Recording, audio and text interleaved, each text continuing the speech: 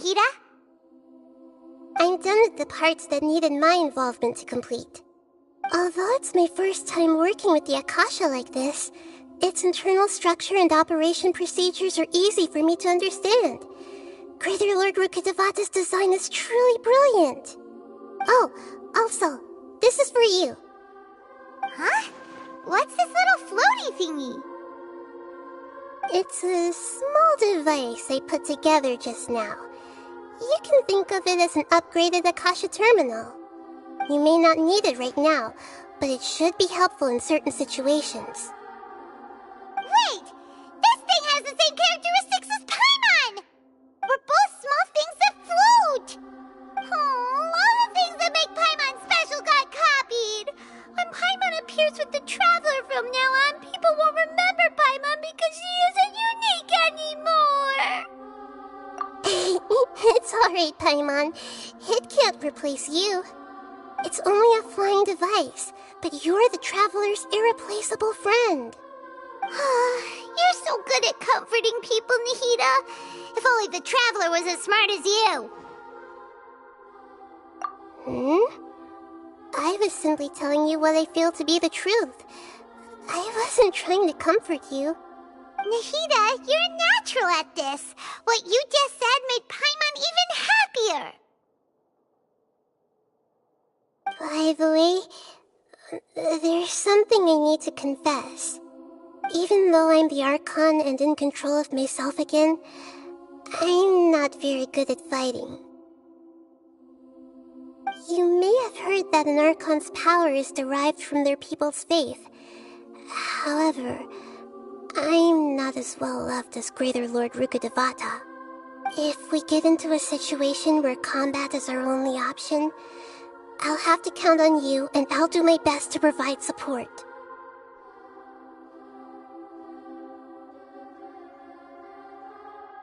I'm glad I can rely on you. So the God of Wisdom isn't good at fighting? That actually sounds about right. I've located where the false god is. Time is of the essence, so let's skip to it.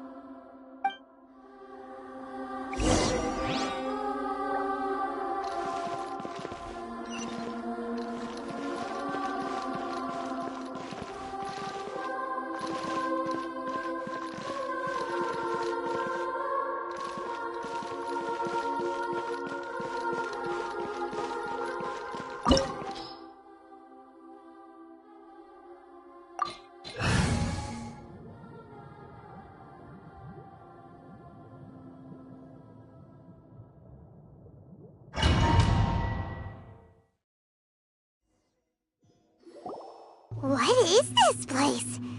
Is this really the way we need to go? Wow. Who would have thought there'd be a place like this hidden right slap bang in the middle of the city? The sages wanted to realize their god creation plan without being discovered. The safest and most convenient way would be to build within the academia itself. That's true. They were already hiding one god, so why not two? Judging from the structure here, the project is a huge undertaking.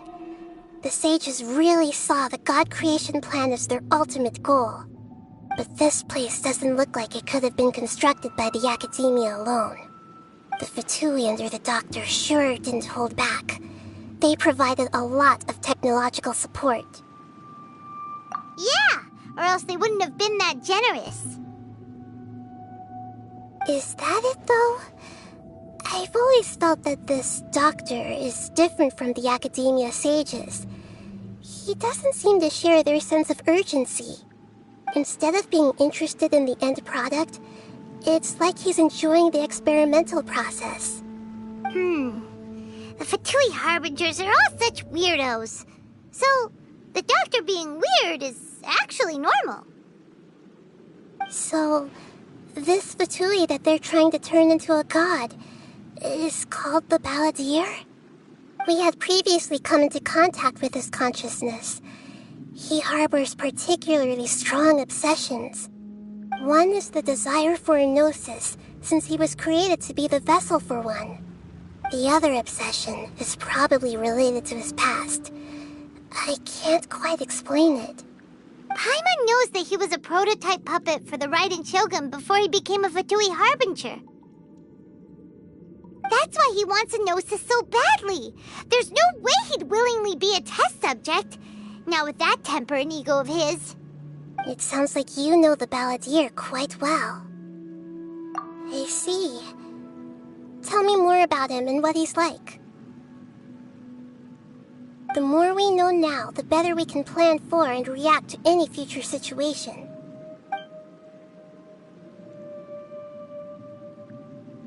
Ah, I see. How fascinating. Alright, time to go. Let's get through here and meet him in person.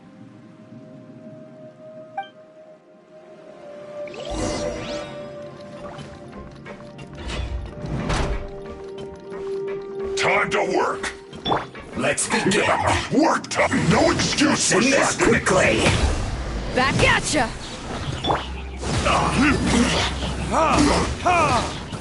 Stay right there. Go. This time.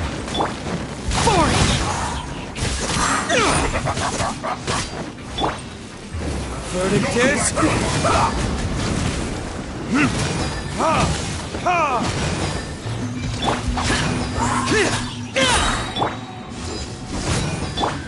It isn't time for a break yet! Worthless! Here! This is bad!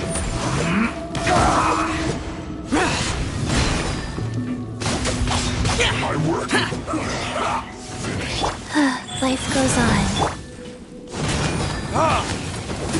This is bad.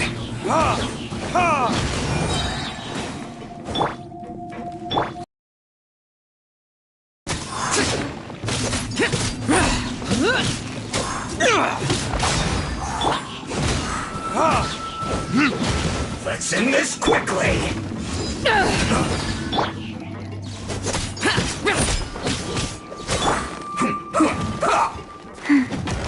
Wheel of life.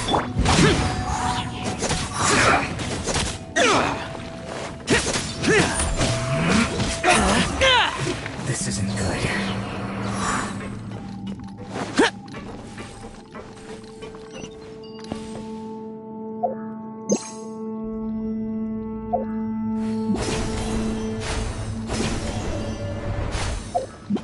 It looks like we can climb up these pipes.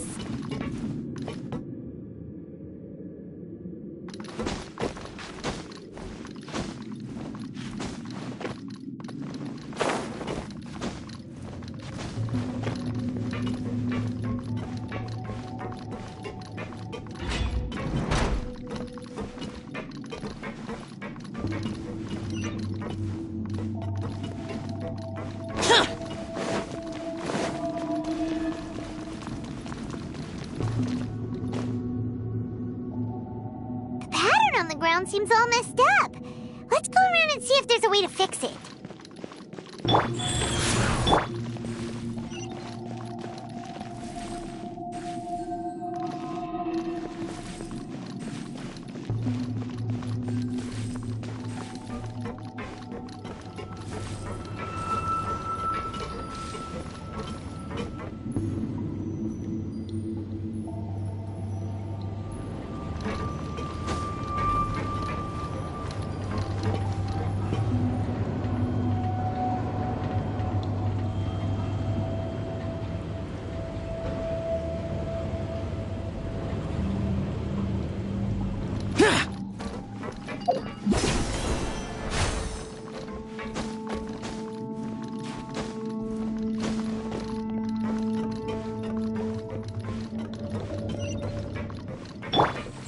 No more words.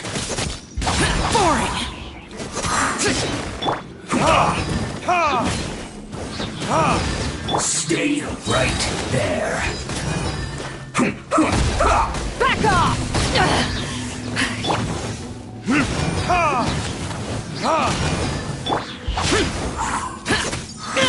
Let's end this quickly.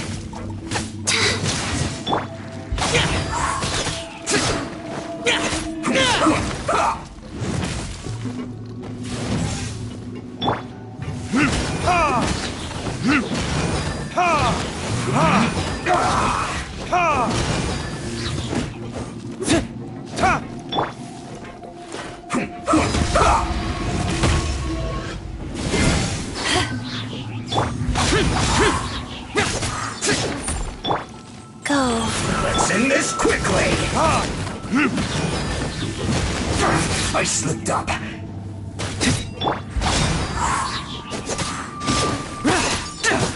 I guess this is it.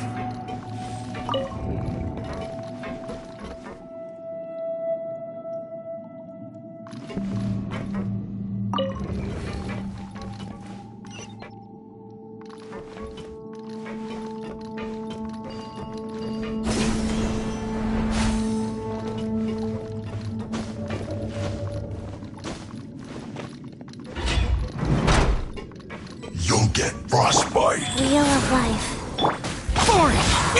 Flash.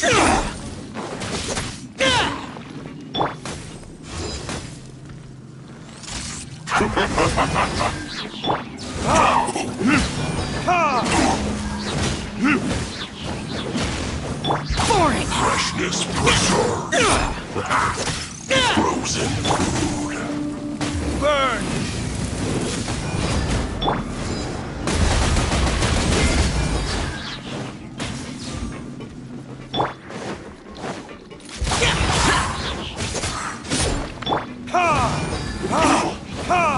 It's no problem.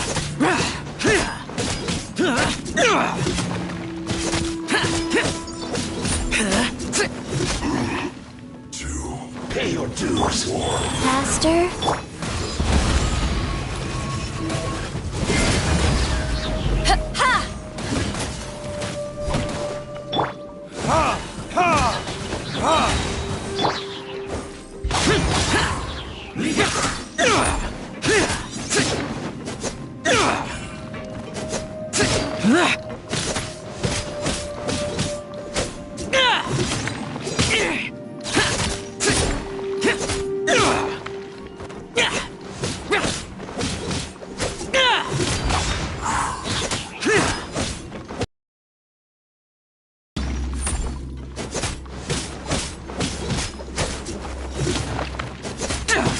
No escape.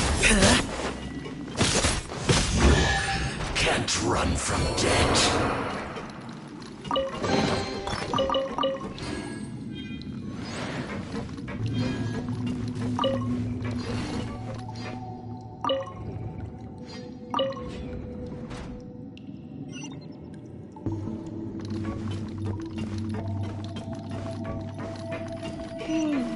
The cart is stuck. Maybe there's something wrong with the tracks. Let's try adjusting the direction of the device to clear the tracks.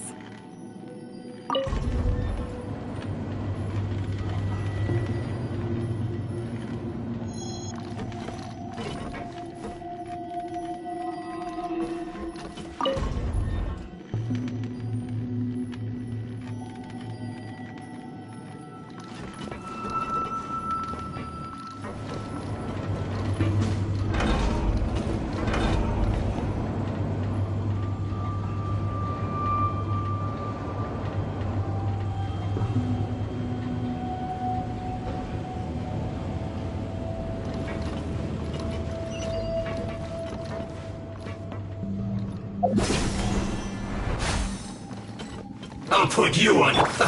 Let's move. Shouldn't get careless. Go.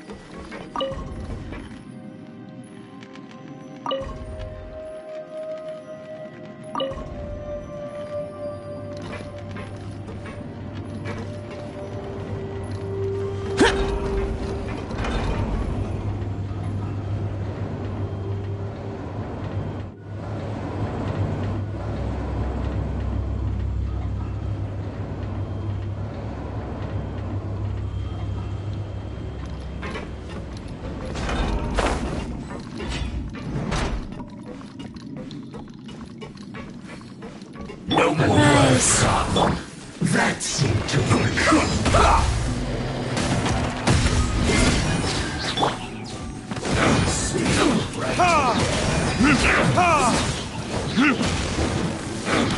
Useless. Evil conquering. Worthless. End this quickly. Worthless.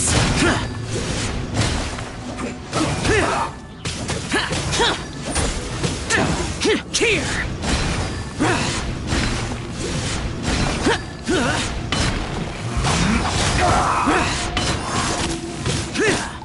Life goes on.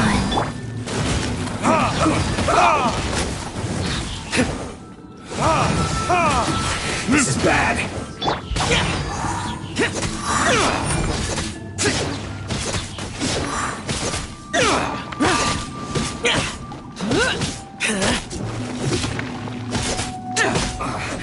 I guess this is it. Shouldn't get careless. You can't run. Have a load of this. Well,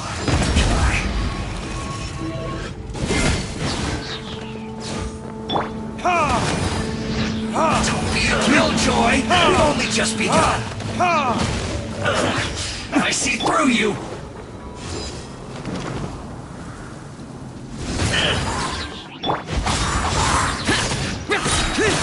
Can't run. Eat up. Eat up. You need to hurry up. Roast and fry. This one's well done. You need to hurry up. Roast and fry. Sacred name, fortune preserver. You need to hurry up. Go. This one's well done.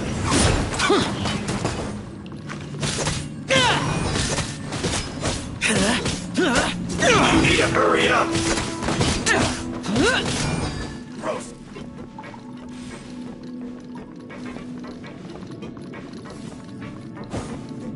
One after another. Want to get a little closer?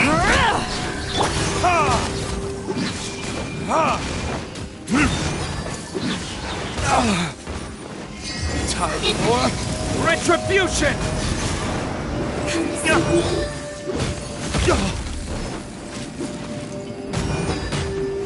Getting a little cold? This could hurt.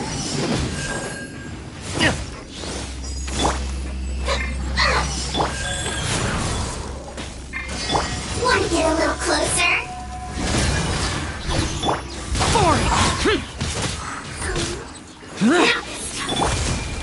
To ashes.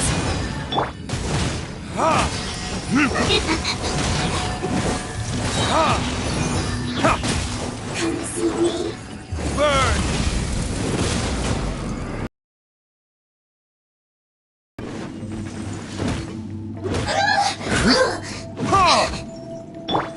Useless.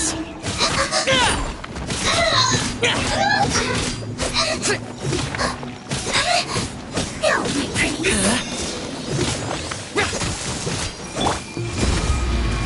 Getting a little cold?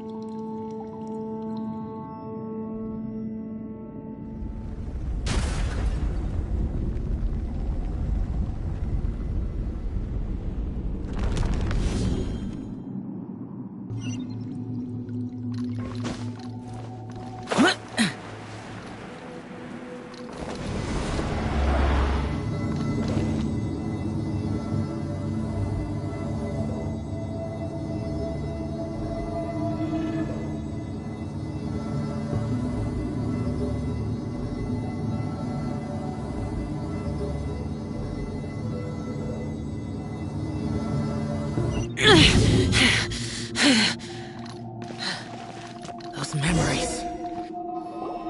Looking at its operational status, we must prepare for the worst. The god they wanted to create is likely close to completion or already completed. Oh no! What should we do?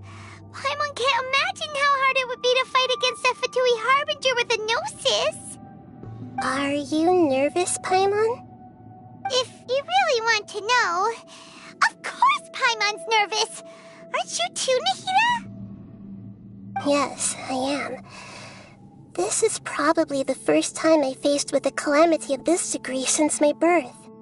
I feel not just nervous, but curious as well. Curious? Curious about what? Curious about our fate. To me, everything we perceive in this world, everything we learn, and everything that happens to us is considered knowledge. And if it's a form of knowledge, then it can be understood. However, only fate is about that which has yet to occur, so it has always drawn my curiosity. So to me, fate is the ultimate knowledge. That's also why I love observing humans and all the things that happen to them. It all brings me great satisfaction. And now, at long last, I'm not just an observer anymore. I will personally experience my own fate with you by my side. Isn't this such a wonderfully exciting thing? Ah, so that's what you mean. Paimon thinks she understands what you're feeling. Agreed. Okay, let's continue on. I can sense his aura from here.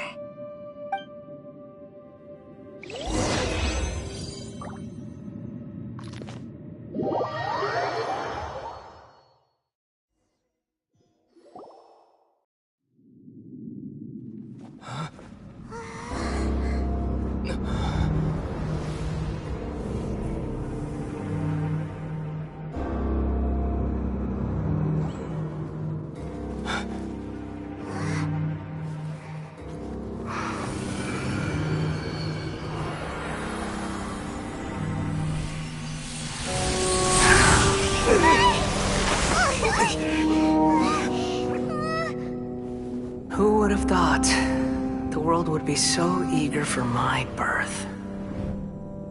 I remember you, Booer, the god of wisdom, and standing beside you, the traveler. Is he all-knowing and powerful now like Greater Lord Rukkhadevata? No, I can't feel the same kind of divinity I felt from the Greater Lord. It seems that the sages didn't get the chance to infuse the divine knowledge capsules into him. But even still, he has undoubtedly become a true god now. So we're too late?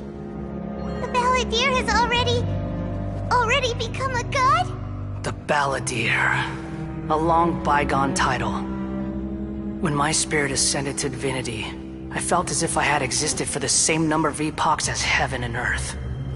Looking back, the existence of what once called itself Kunikazushi appears infinitely small and ugly.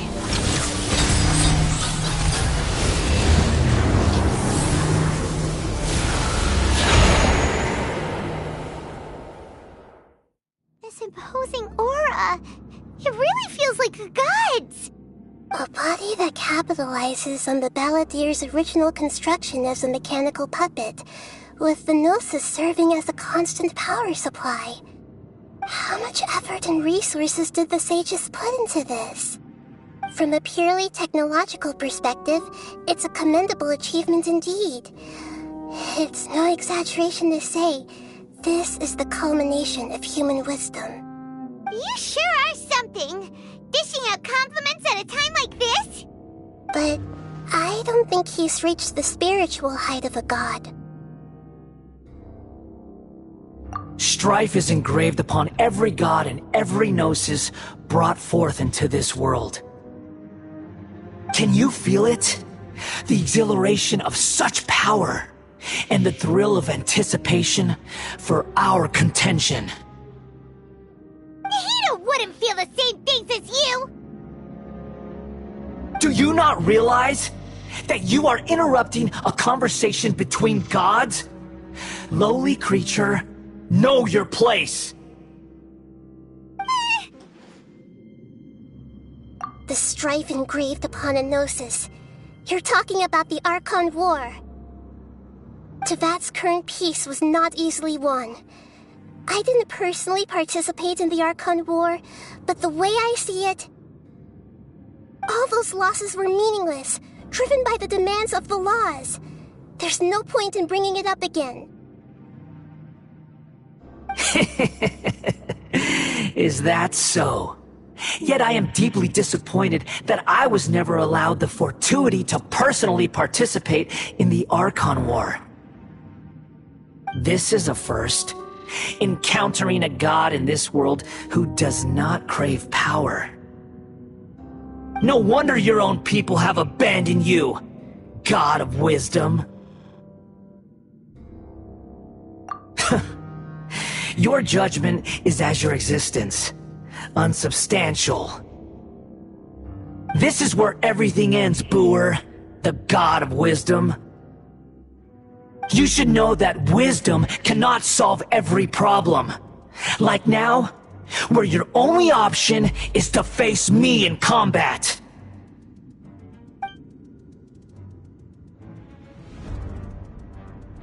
Come! Let us reenact a scene of the Archon War.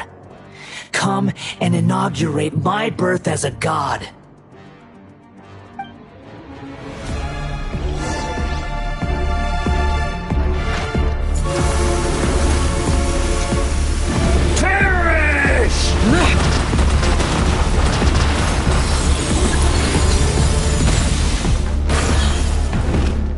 Feeble human!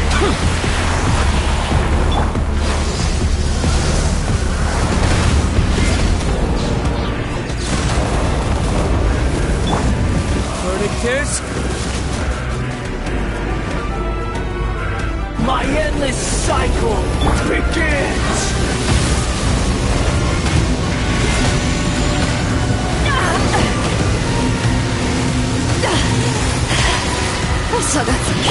Wheel of life. Churn!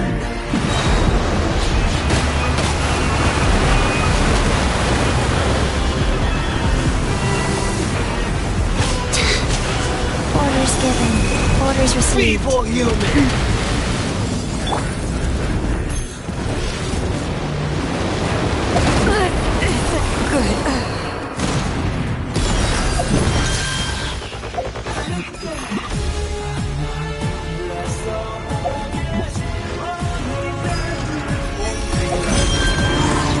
At my command, you shall fall!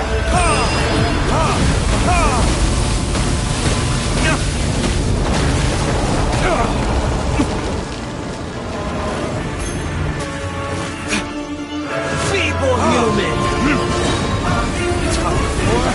Retribution!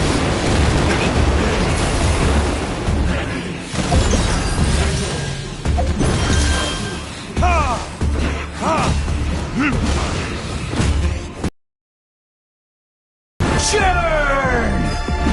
Life goes on.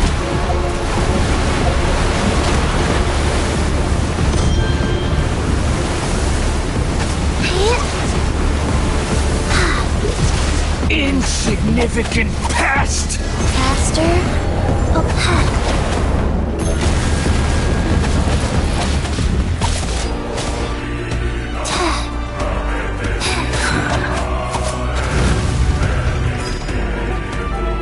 My endless cycle Wheel of life. begins!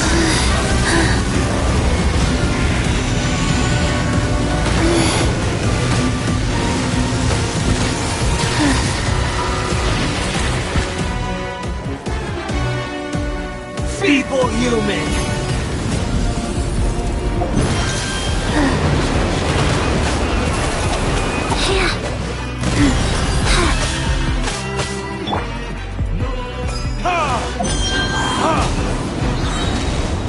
Insignificant past!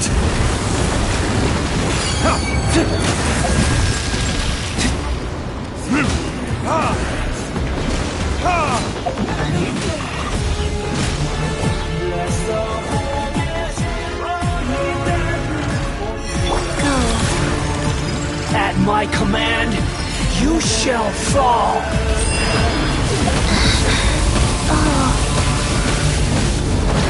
Wow.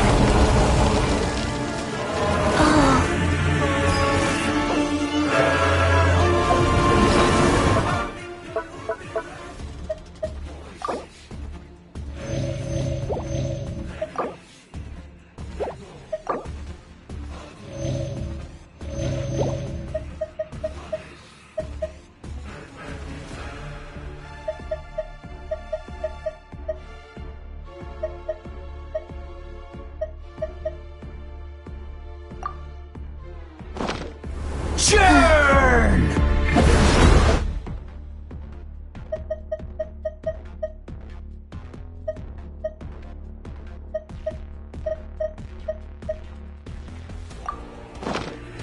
Faster? Okay, faster.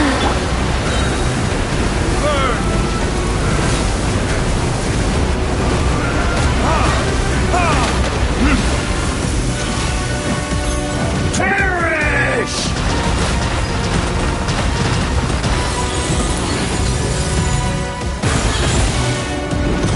Insignificant past! Retribution!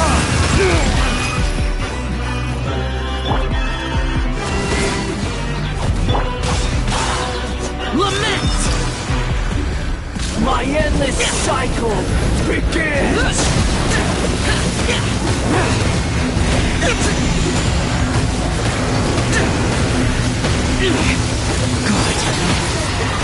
Life goes on. Faster? Opening box of Adeptitrix. Perish!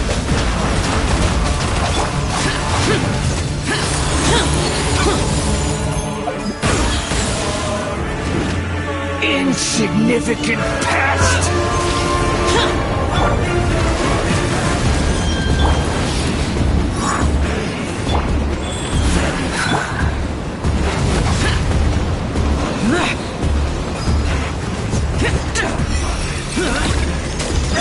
At my command, you shall fall!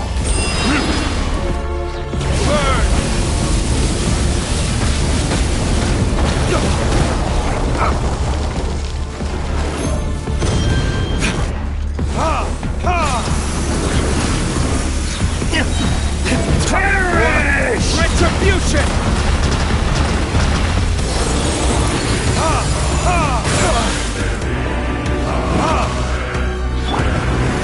Churn! Faster? Okay, faster.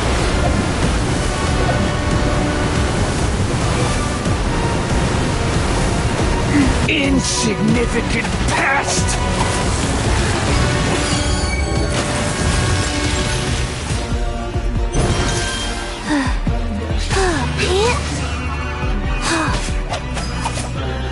Faster? My endless Okay, faster. cycle begins! Faster? Okay, faster.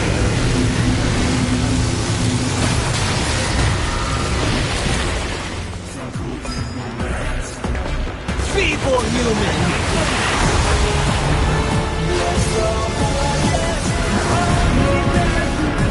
Faster? Wow.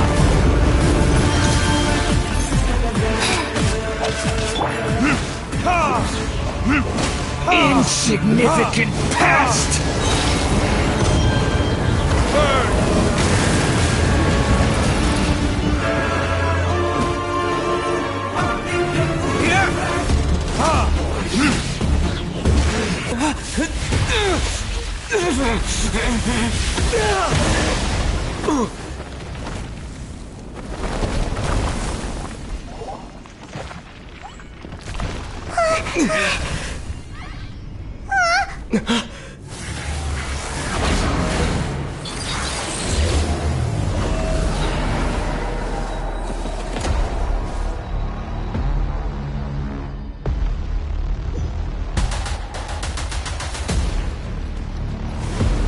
Tremble!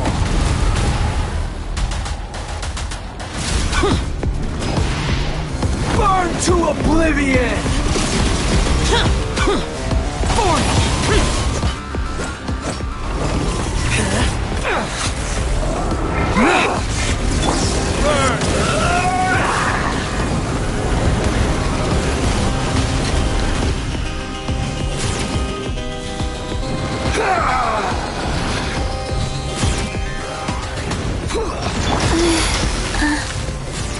Life goes on. Orders given. Orders received. Kneel!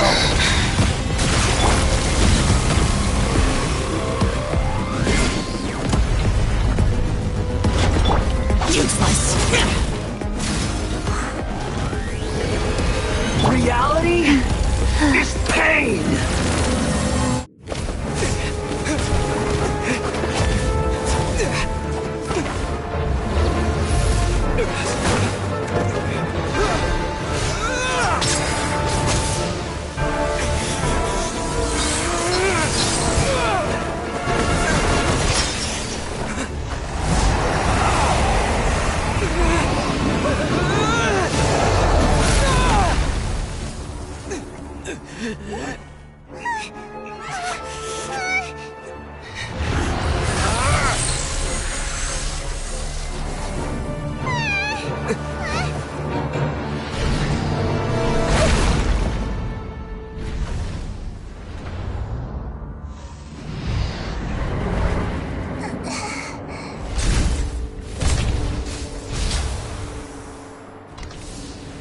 This is supposed to be a battle between gods, yet you choose to hide behind a mortal. And now, you're acting like you'd sacrifice yourself for a human.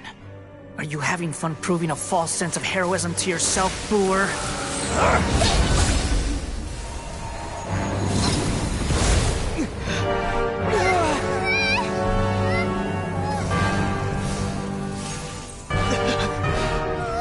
The data collection is almost complete. Do you even know how many times you've tried to take my gnosis from me?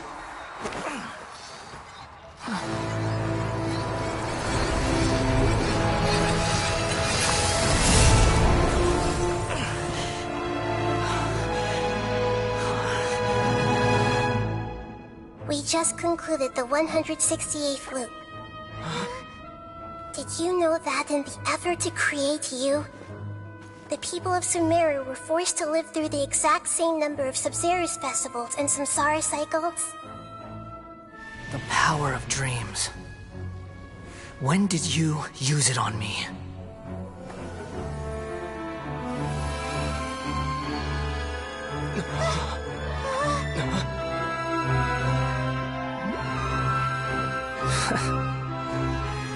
You can't even defeat me in a dream.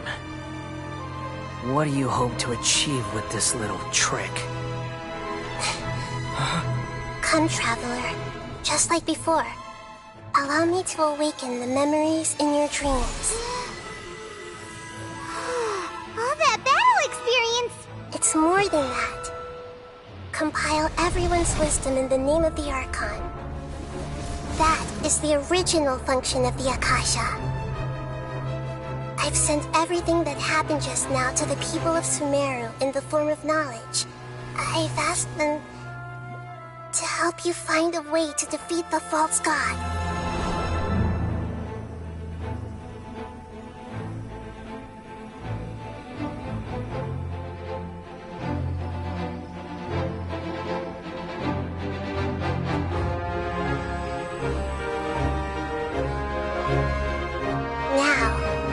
All of Sumeru's wisdom is at your disposal. Meaningless tricks won't save you.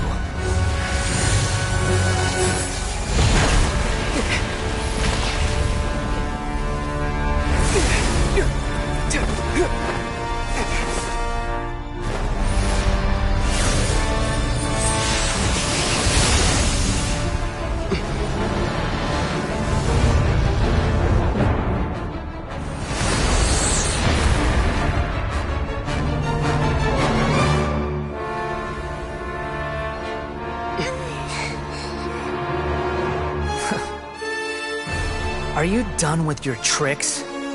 Can I finally take this as a real battle between gods? I'll leave this to you. The first sage of Boor.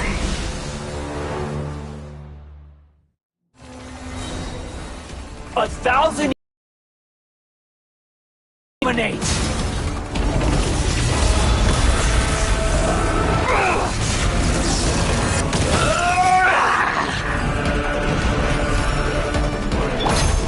Time for retribution! Burn to oblivion!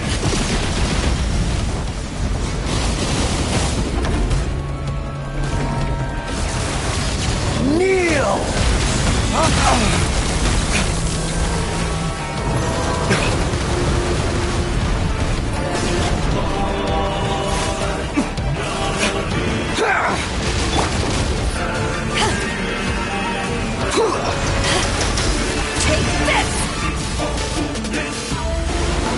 Tremble!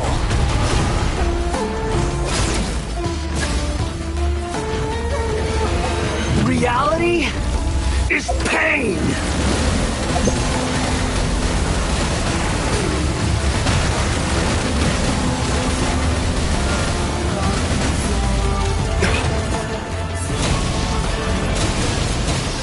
Good riddance, cruel world.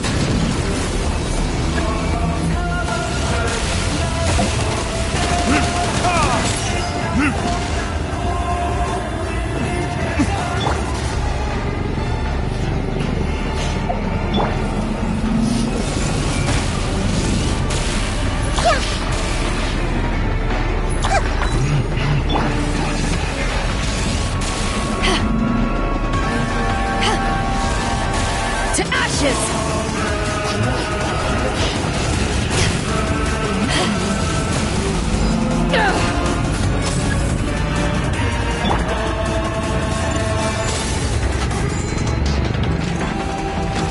Your new god awakens! Now, your eyes have been opened. Burn to oblivion!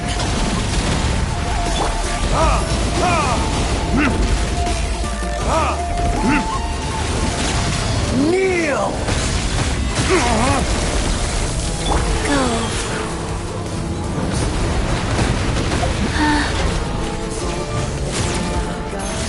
Faster? Okay, faster. Everyone hold hands!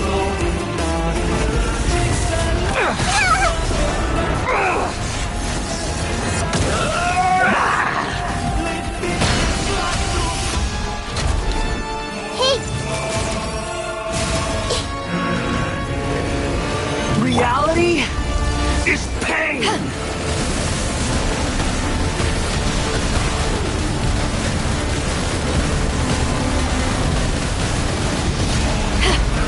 Life goes on. Everyone hold hands!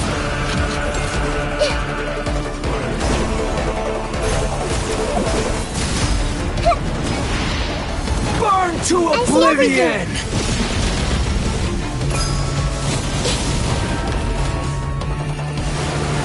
Tremble!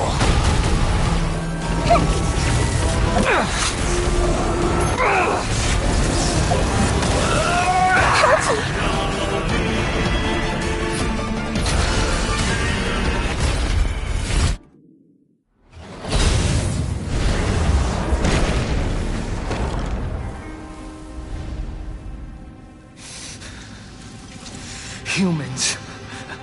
Filthy humans.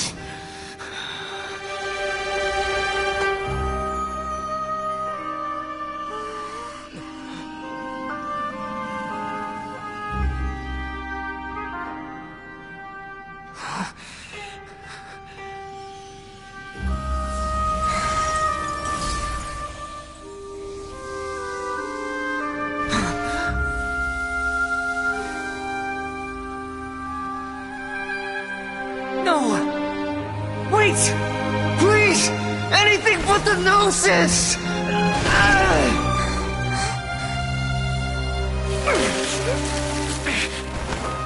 That's mine! Don't even try! I'll never go back!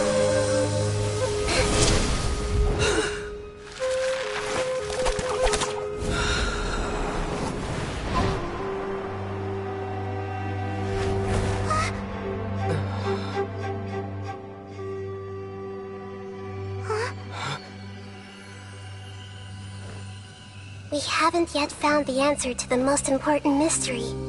Irminsul is still waiting to be saved. With the power of another Gnosis, we may now finally understand the last memory of Greater Lord Rukkhadevata.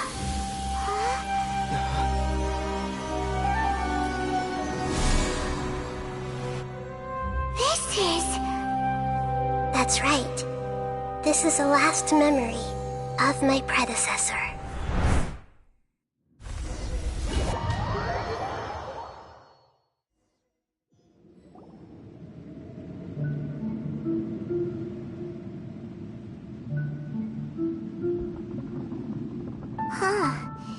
This sure seems very different from what Paimon imagined. Shouldn't Irminsul be in this realm of consciousness? Yes, that is our destination. But I didn't expect the remaining consciousness of Greater Lord Rukkhadevata to be as polluted as this. Forbidden knowledge? It seems you know about a concept that even I don't completely understand. Could you tell me what you know?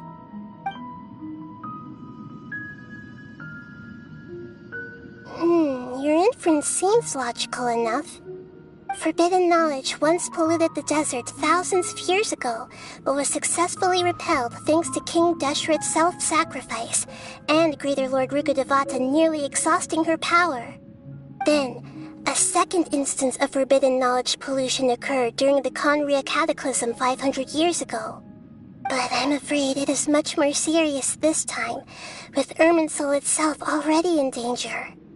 So, if we're in the remaining consciousness of Greater Lord Rukkhadevata, and it's also been affected by forbidden knowledge pollution, then does that mean, in order to save us, Greater Lord Rukkhadevata? Yes. It's very possible that she sacrificed her life in the fight against forbidden knowledge. She didn't completely eradicate forbidden knowledge, but if it weren't for her actions, the pollution would have been far more rampant over these past 500 years. The way that everyone, including me, has forgotten everything about forbidden knowledge may very well be due to her restoration of Irminsul. Aww. Do you feel sad, Nahida? I'm just sharing her pain. The pollution of her consciousness here is severe. There is madness, chaos, and pain all around us. Did she fight to resist the forbidden knowledge pollution in such terrible conditions, all the way up to her last breath? She even used her last remnant of lucid consciousness to leave a clue for us to follow. Yes, her words were distorted by forbidden knowledge, so that's all we could hear. But now, we have a chance to find the answer to this mystery. We can cross the polluted consciousness until we found the right path to meet with our lucid consciousness. And then, we'll let Greater Lord Rukkhadevata tell us the truth in person. Each of us need to be mindful of the state of our own consciousness while we are here. Even with the Gnosis' protection, we must always keep a clear mind. Otherwise, we could go mad at any moment. That's so scary. Don't worry, it should be easy enough for you to keep that mind of yours clear, Paimon. Let's go.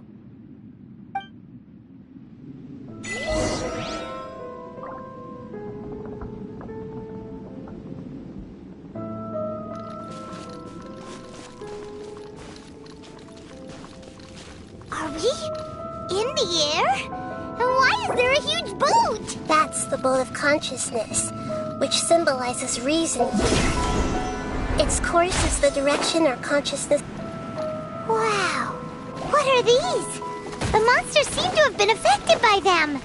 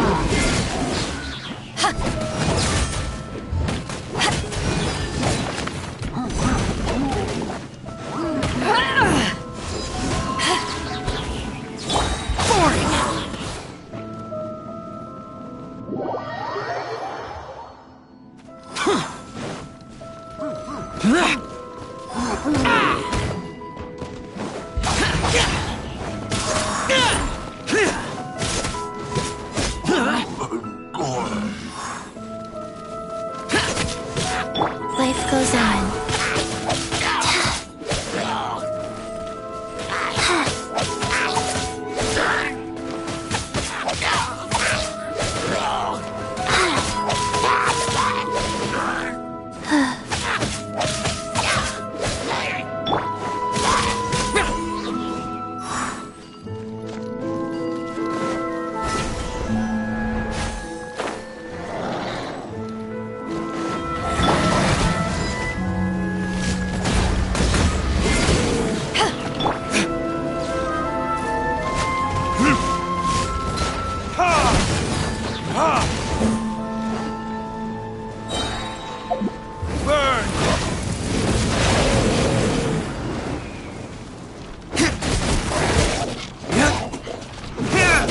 Wheel of life.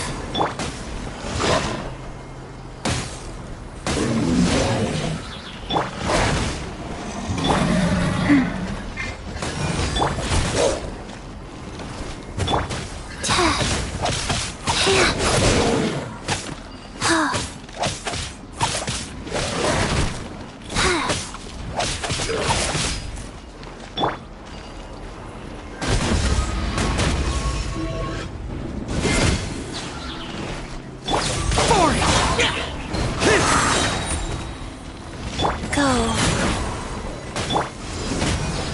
Evil conquering! Here! Worthless! Worthless! Here! Here!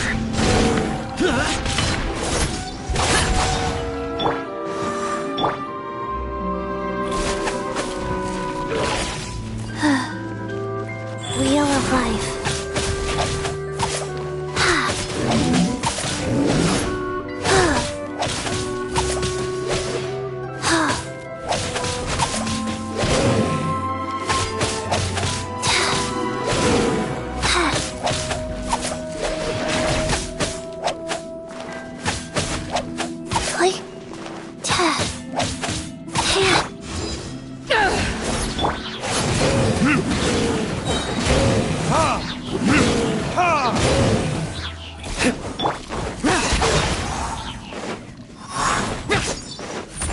Rise.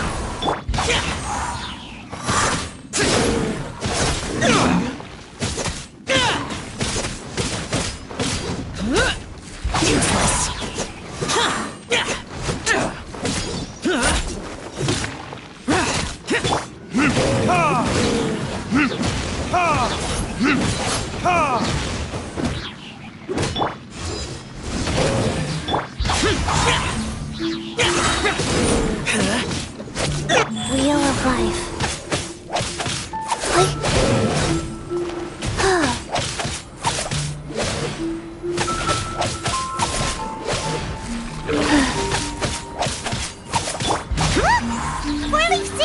appeared in the sky!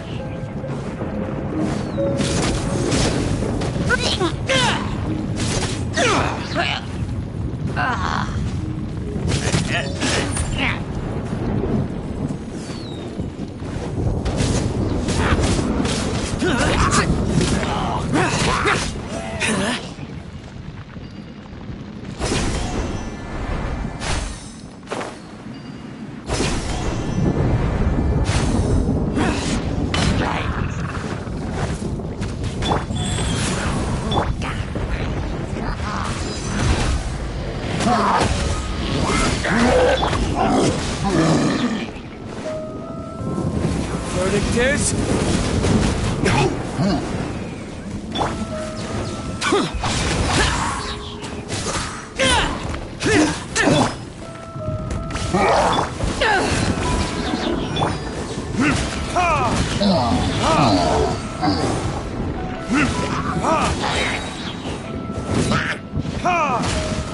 Useless!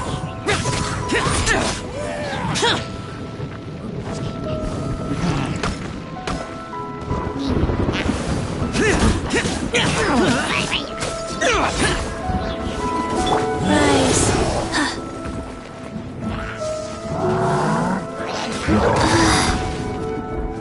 Opening box of Adepti tricks. Time for retribution!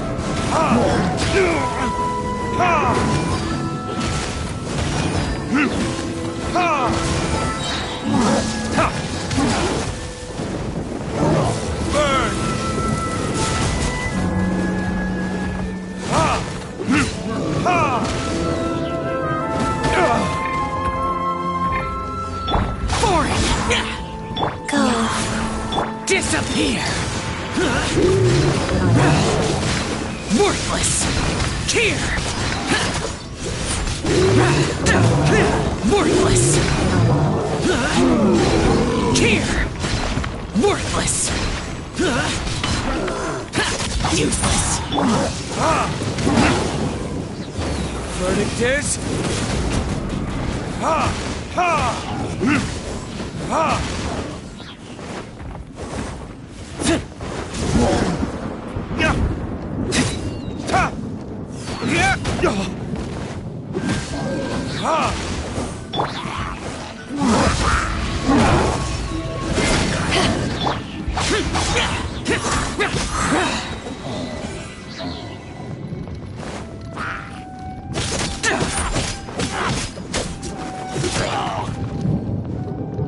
To control the boat of consciousness, we need to find the helm first.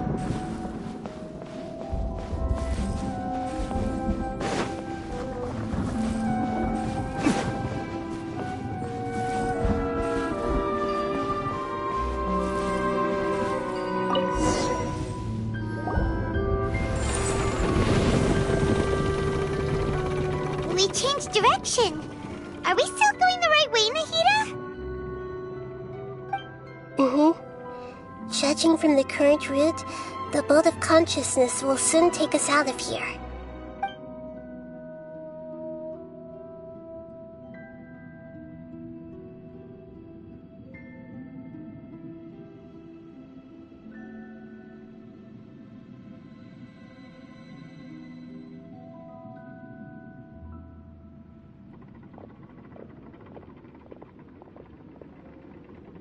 We'll be arriving at our destination soon.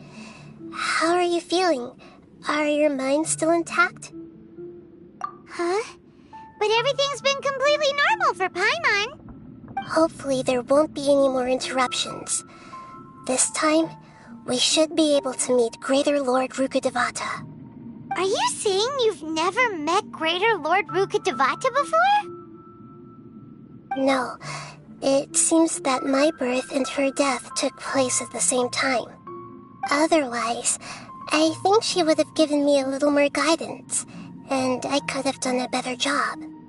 Hey, you've done a great job, Nahida. Let's get out of this creepy place and go meet her.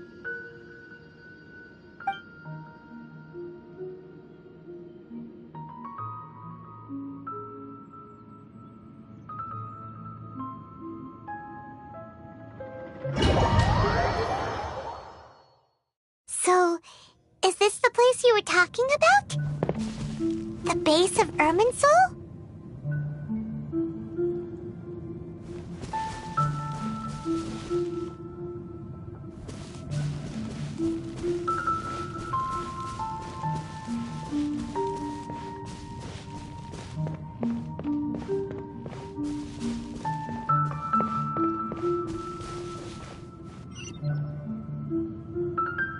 Well, this is the place. We're here to find Greater Lord Rukkhadevata, right? But the one standing over there is... Is that... me? She looks exactly like me. Are you Greater Lord Rukkhadevata? Yes, that's me. Are you surprised by my appearance? Irminsul and the surrounding lands have been reproduced here as they were years ago. But this is just a realm of consciousness. We are manifestations of the same nature. Hence why we would appear exactly the same. We're of the same nature. Why? Because you are me, and I am you. You are me in the new samsara. The new samsara? As Greater Lord Rukkhadevata, I'm the avatar of Irminsul, and you are the purest branch snapped from Irminsul. Imagine it this way. Even if a tree dies, its branches will eventually take root and grow, continuing the tree's life in another form. I'm merely the remaining consciousness of Greater Lord Rukkhadevata. The real me has presumably died a long time ago.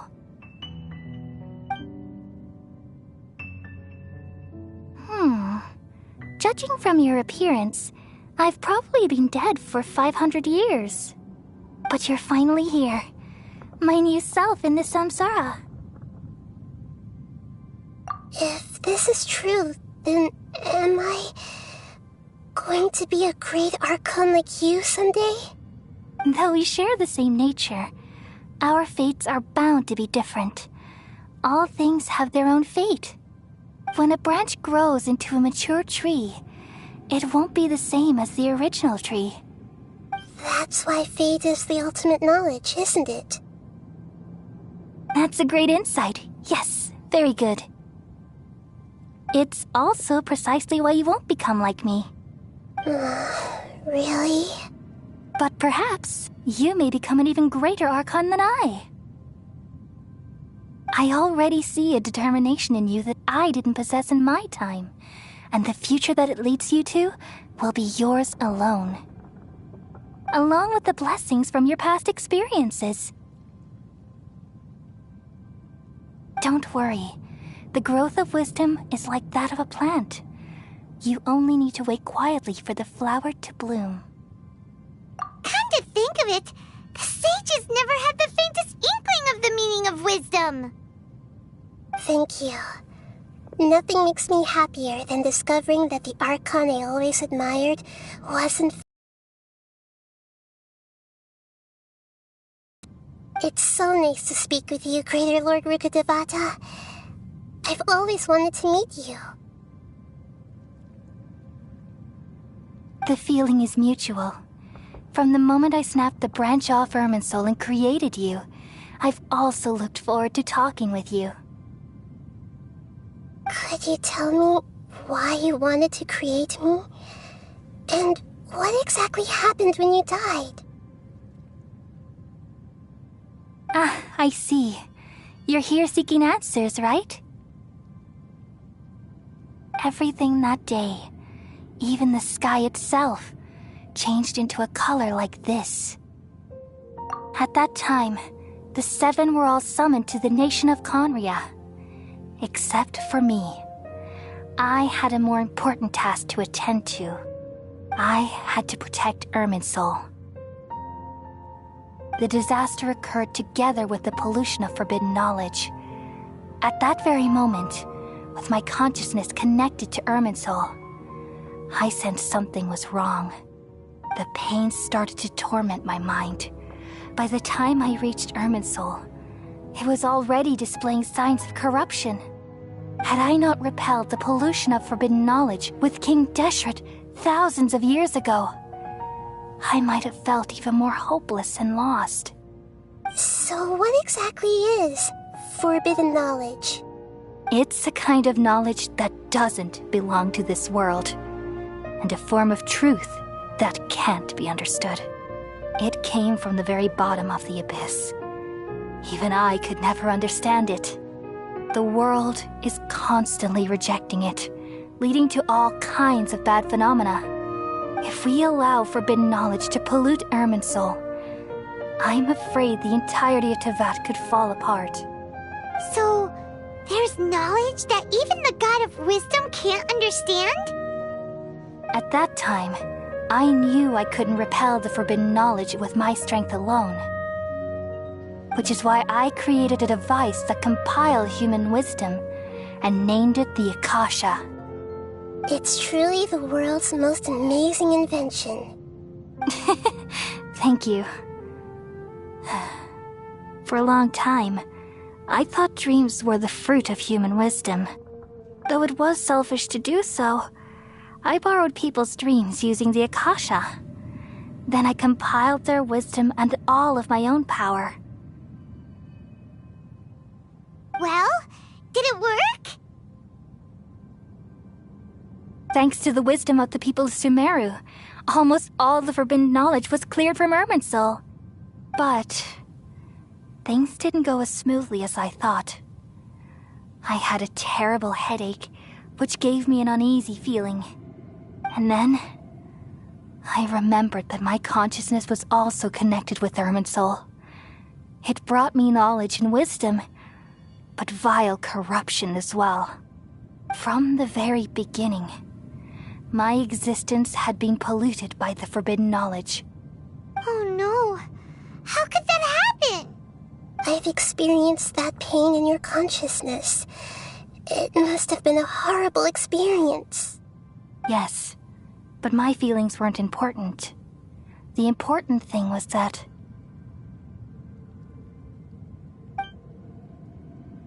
even if I died, my existence and everything related to me would continue to exist in Irminsul as memories and knowledge, meaning that the forbidden knowledge couldn't ever be permanently eradicated. And there's no way for me to eliminate myself. It would be a sort of paradox. So, I took the purest branch of Irminsul as my incarnation in the next samsara, and left a trail of clues, all in hopes that you would come here and remove me and my pollution from Irminsul forever. Wait, no, I can't. So you realize what that implies. You are very smart indeed. Irminsul has all the knowledge and memories of this world. And as you've realized just now, removing me from Irminsul means I essentially will never have existed in this world. But this is the only way to save Irminsul. People love you so much, and they've missed you so much over the past 500 years. I am exactly the same. So how can we just forget you like this? Is there really no other way? There must be something else I can do. You're the god of wisdom, Boer. You should know that there is no other way. But this is so cruel. I don't want to forget you. No need to feel so sad, Boer. As someone who delights in wisdom, you should feel joy at finally finding the answer.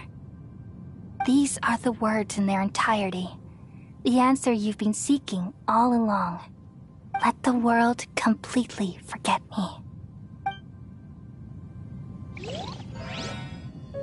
We all nestle under the great tree of wisdom, peering out to perceive the world.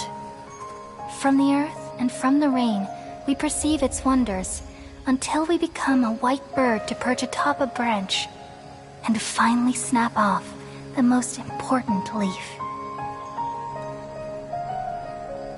Once upon a time, I alone dreamed in this world.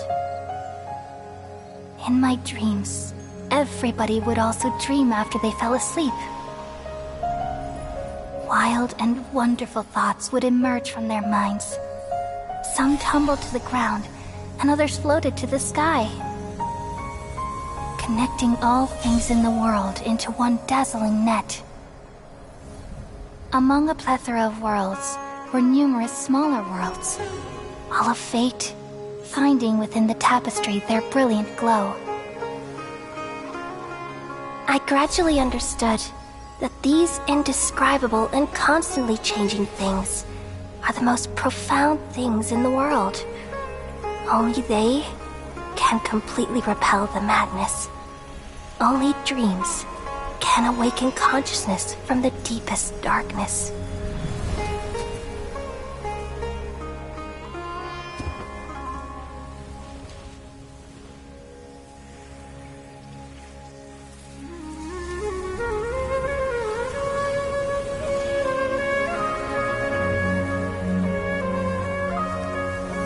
I'm the one who posed this question, yet also the one who sought a solution. Saving the world with the dreams of the people used to be my answer. And now, you've also found your own answer, and I shall return all the dreams to the people.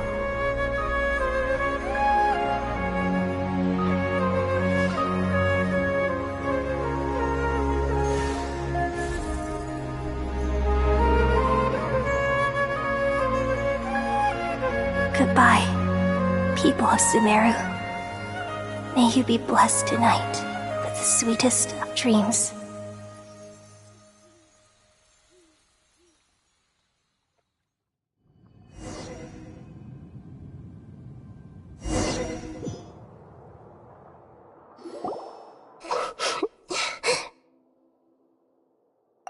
I'm alright. I'm just a little confused. We've just saved the world, right? So why am I crying? I don't know where this feeling inside of me is coming from, but I feel very sad. Just now, we used the power of two gnosis to successfully connect with the Ermin soul consciousness from 500 years ago. Then, we removed the remaining pollution from Ermin soul. Yeah, what's wrong? Weren't you there just now?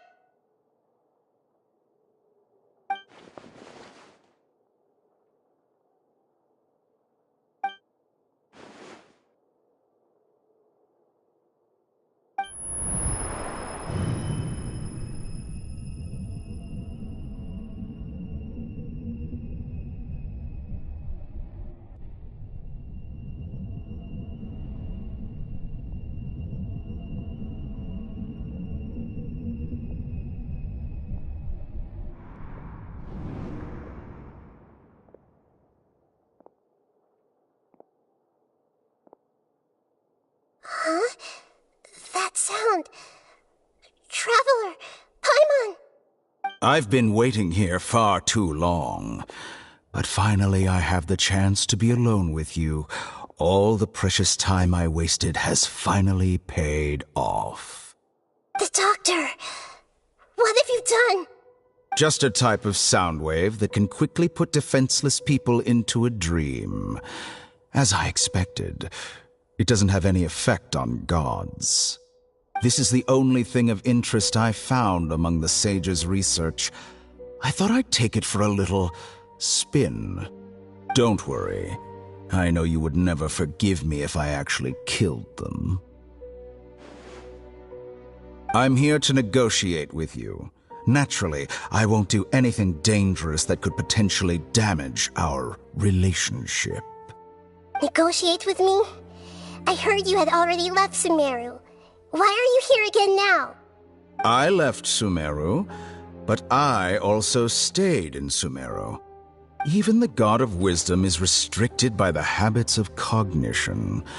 How disappointing. You mean there are many different versions of you in this world?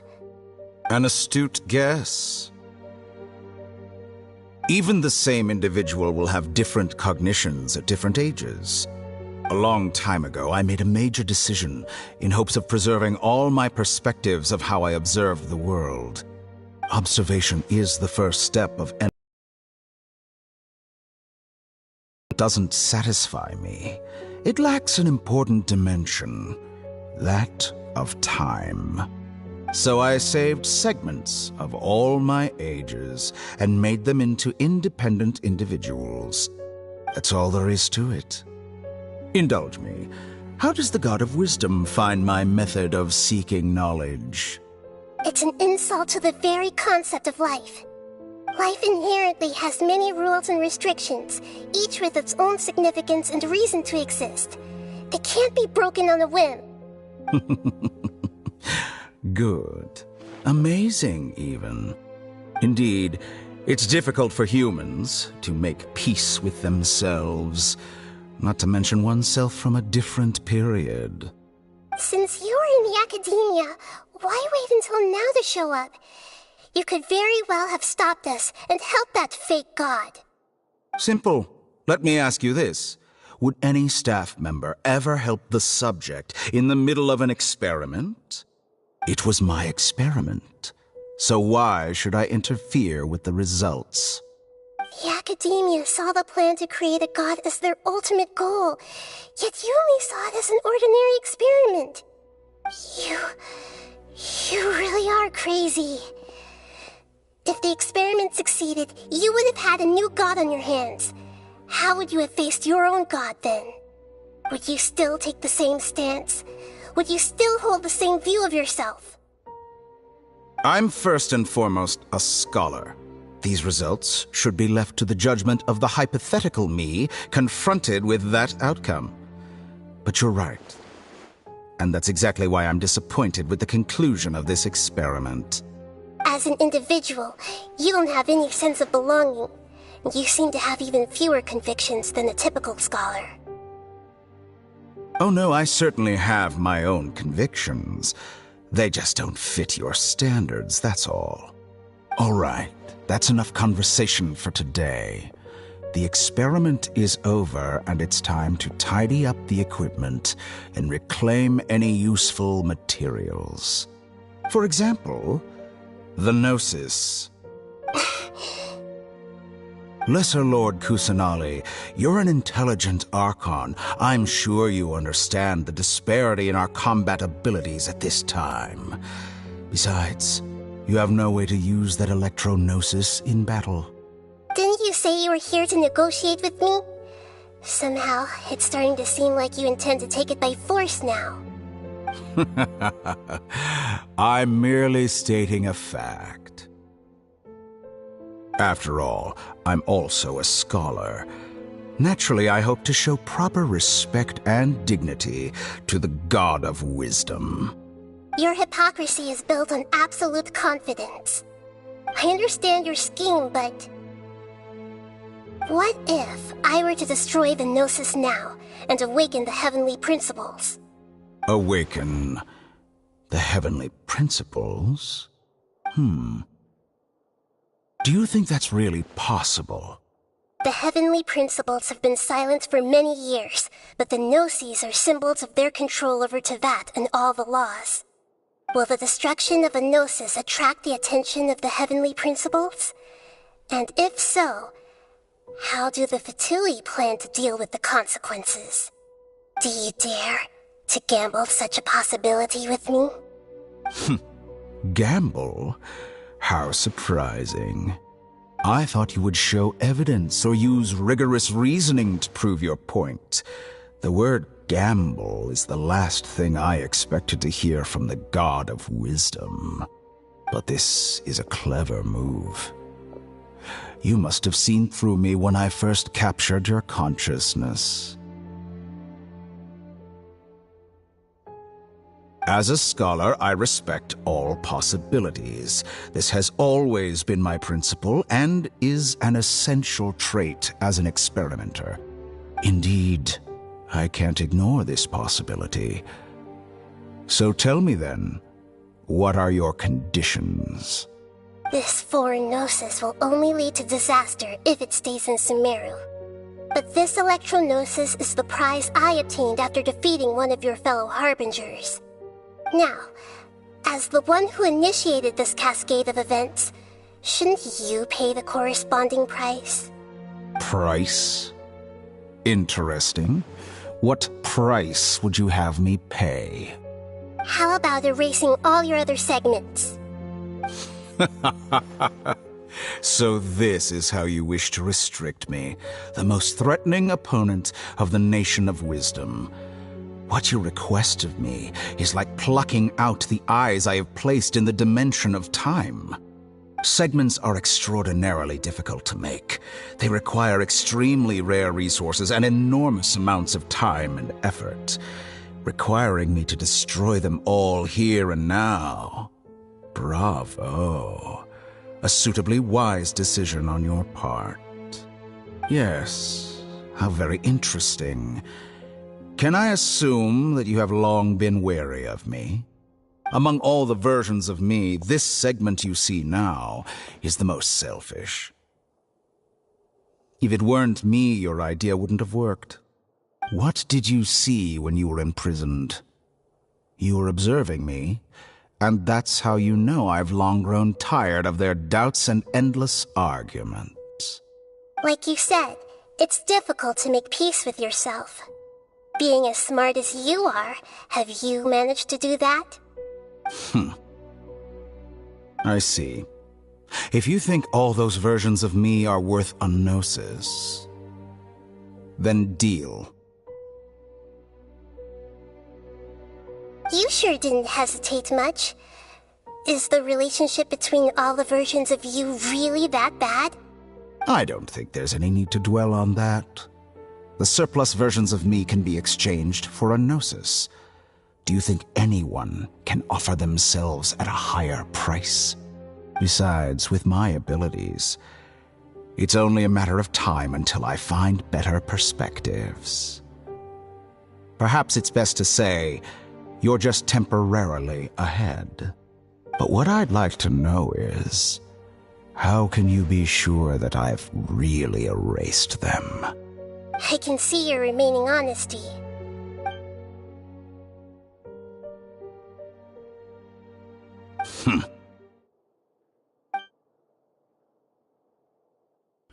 What a ridiculous decision! You can't be serious! How could I have been so short-sighted? You think this is the end? Wait. I'll have my revenge! You'll make Good this moment riddance. count. You will regret this! Well, have you confirmed that it's complete? Here, take it. The future of Sumeru City will be in my hands alone. I will shut down the Akasha and let curiosity and the thirst for knowledge drive the realm of academics once again. There won't be any further gaps for you to exploit. It truly pains me that my academic achievements have never been appreciated in my homeland. Of course, I have no interest in being rejected by this city for a third time. Another chess piece. And where is your dendronosis? Don't be greedy, Harbinger of Snezhnaya. No, this is a different transaction. If you intend to turn off the Akasha anyway, then there's no further use for the Gnosis of Sumeru, is there? Besides, isn't it the Archon's duty to deliver what's desired of the Seeker? Oh, judging from your expression, you don't seem to find the idea very agreeable.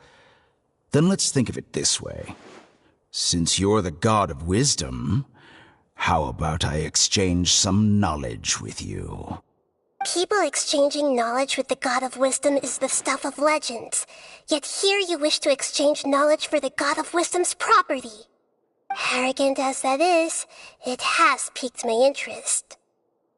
Let me ask you, have you in all your mighty knowledge ever heard the rumor that the skies of Tevat are fake? Huh? That's the secret hidden by Irminsul concerning the truth of this world.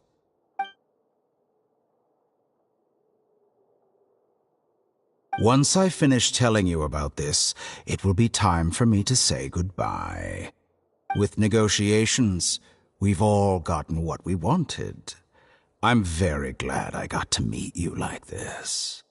Your arrogance may know no bounds, and convictions may mean nothing to you. But I'll still listen to what you have to say.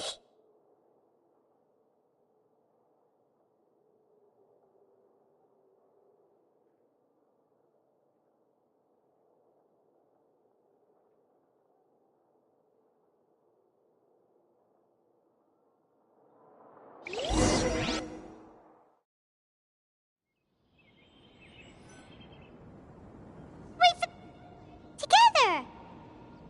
Okay. Wake him up.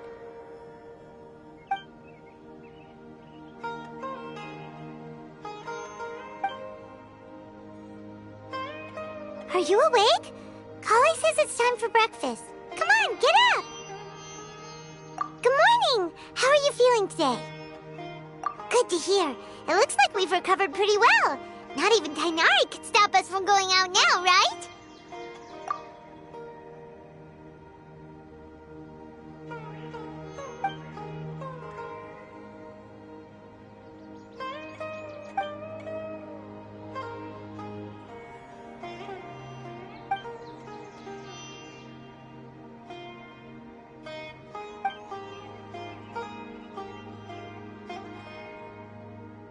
Traveler, let's go!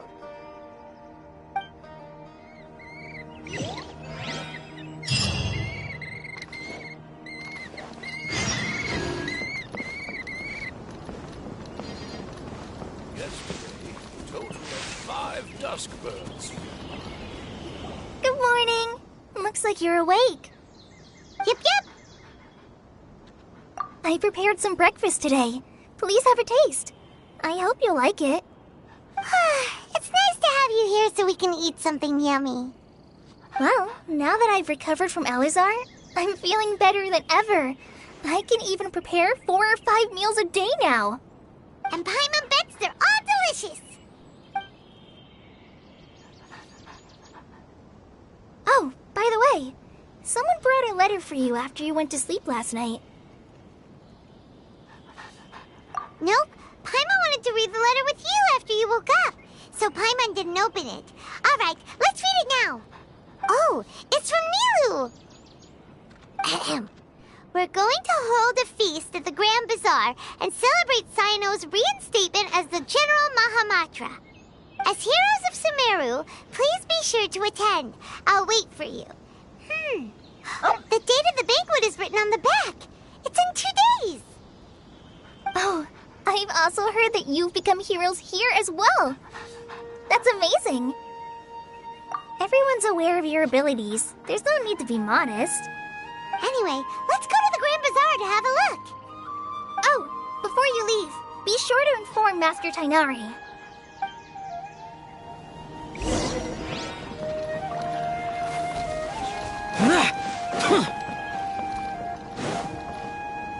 Tainari!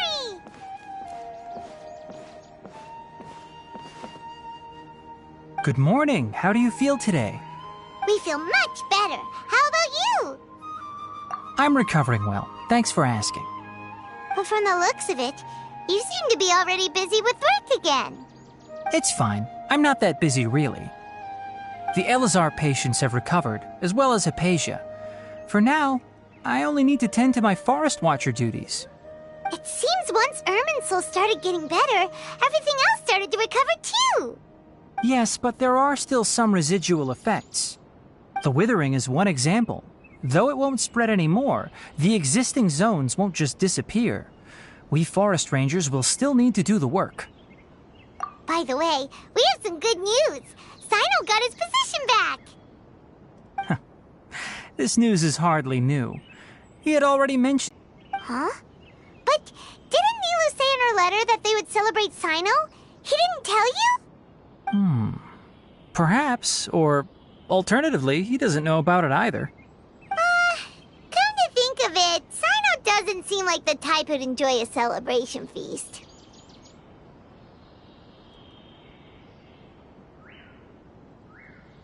You and Kale are both Sino's close friends. Why don't you come to the feast with us? Kala has taken over some of my tasks these days. I don't think she'll have time for it. Not to mention me.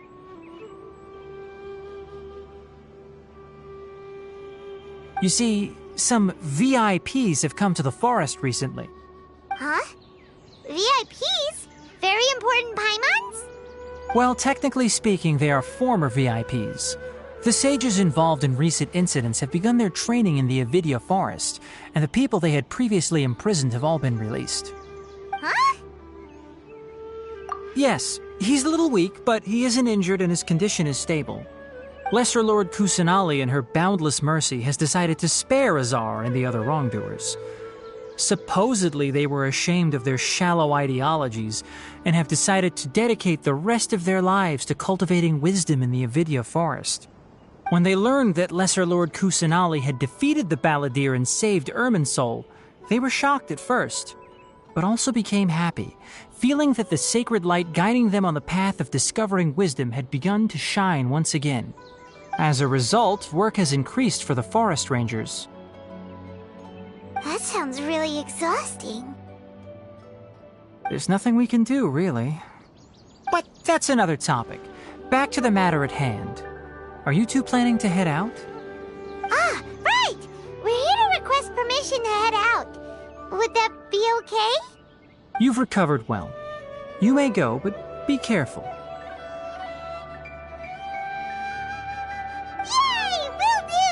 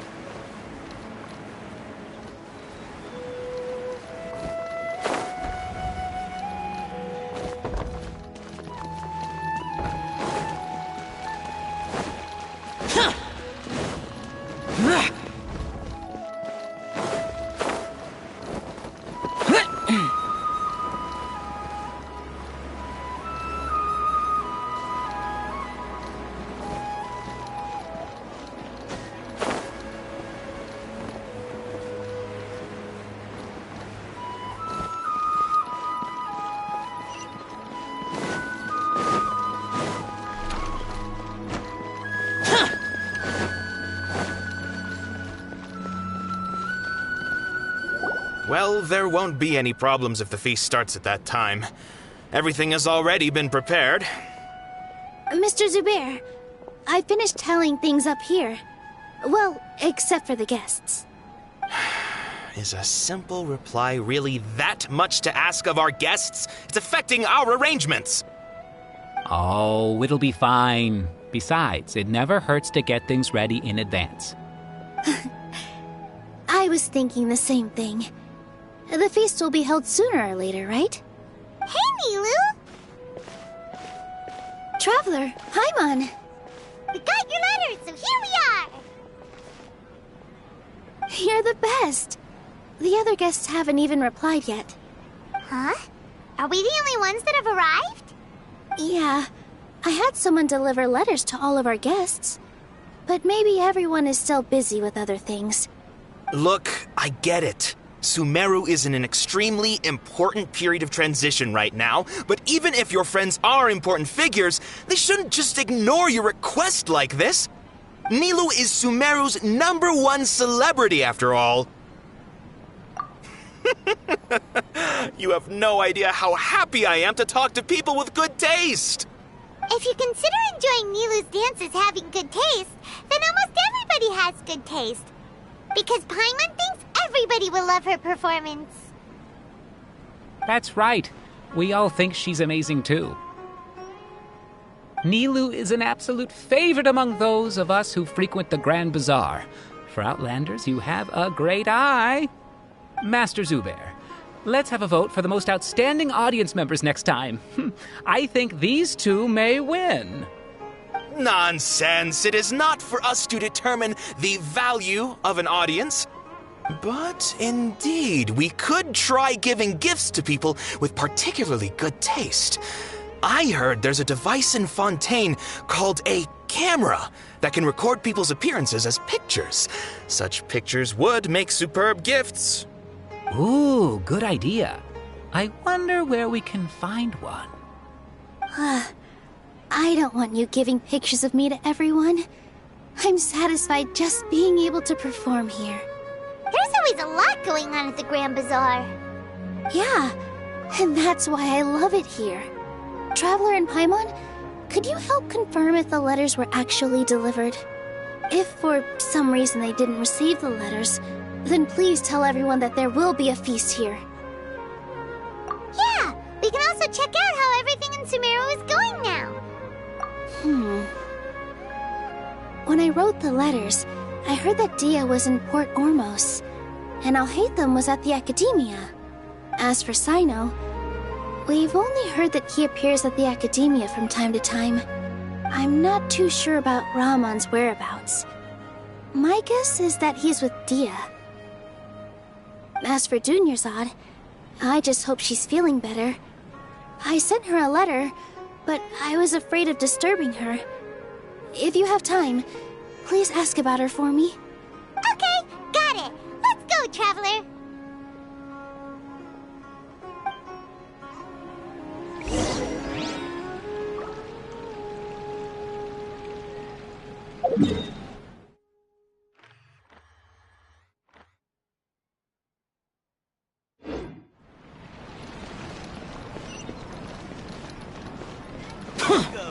Get your spices here.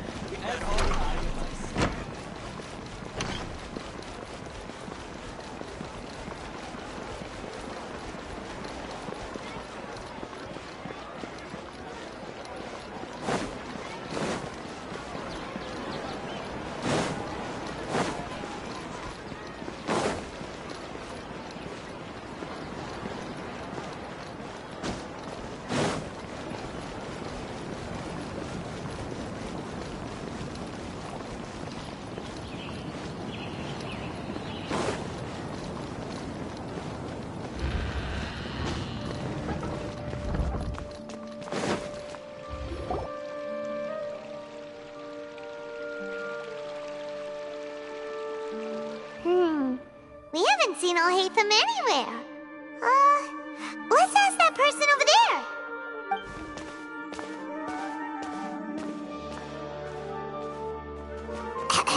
Hey there, have you seen Alhaitham around? Yes, it seems Scribe Alhaitham has gone to the House of Dana. You should be able to find him there. But you're already the second group of people I've seen looking for him today. He must be quite the busy man. Oh? Who else was looking for him? Mr. Cavey was just here asking about him. You wouldn't believe how terrible their relationship is. And now you two are here. Don't tell me everyone's here looking for gossip about the sages. No way! We're strictly here on business. I see. Sorry, I thought maybe everyone's as interested in rumors about the sages as I am.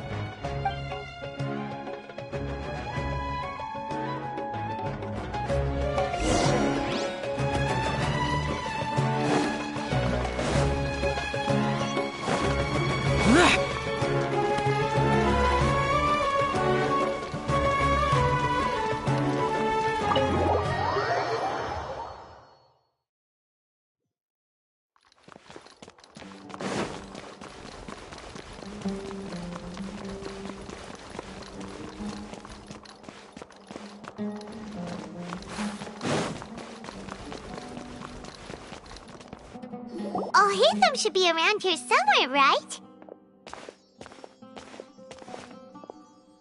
Oh, he's over there! But it looks like he might not have time for us. Just put down that worthless book and tell me what happened in the academia. This is not just some worthless book. Do you have any idea how difficult it is to find a physical book like this in Sumeru? It doesn't matter. It's probably just another thing that you used your authority to get your hands on anyway. Just put it aside. Listen, I came back today only to hear that the sages have disappeared. Oh? You sound surprised. I thought you would already know the inside story. Would I be here asking you if I knew? You're the scribe, not me. So just tell me what you know already. Well, I almost became a sage. Huh? Oh, don't sound too surprised now.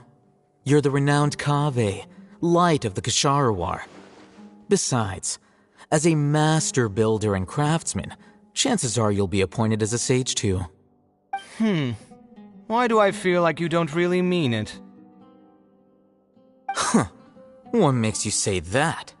Why would you question my heartfelt sincerity? Maybe it's because you've never said anything good about me before. Yeah, well, I share a similar sentiment, and anyone who knows you as well as I do would surely do the same. Ugh, you... See? This is why I hate discussing anything with you. Your ridiculous and arrogant attitude always gets in the way. It seems that you really can't stand my personality. Ha! What was your first clue? Well, then you might as well move out of my house. Are you threatening me? Stooping to a new low, I see. Ugh, and don't change the subject. You, a sage? What a joke. The academia might as well just close tomorrow. Are they having a fight? Forget what's going on with the academia. Haven't you been busy with your construction project? Tell me, when are you going to build yourself a mansion? Don't get me started. I get angry just thinking about it.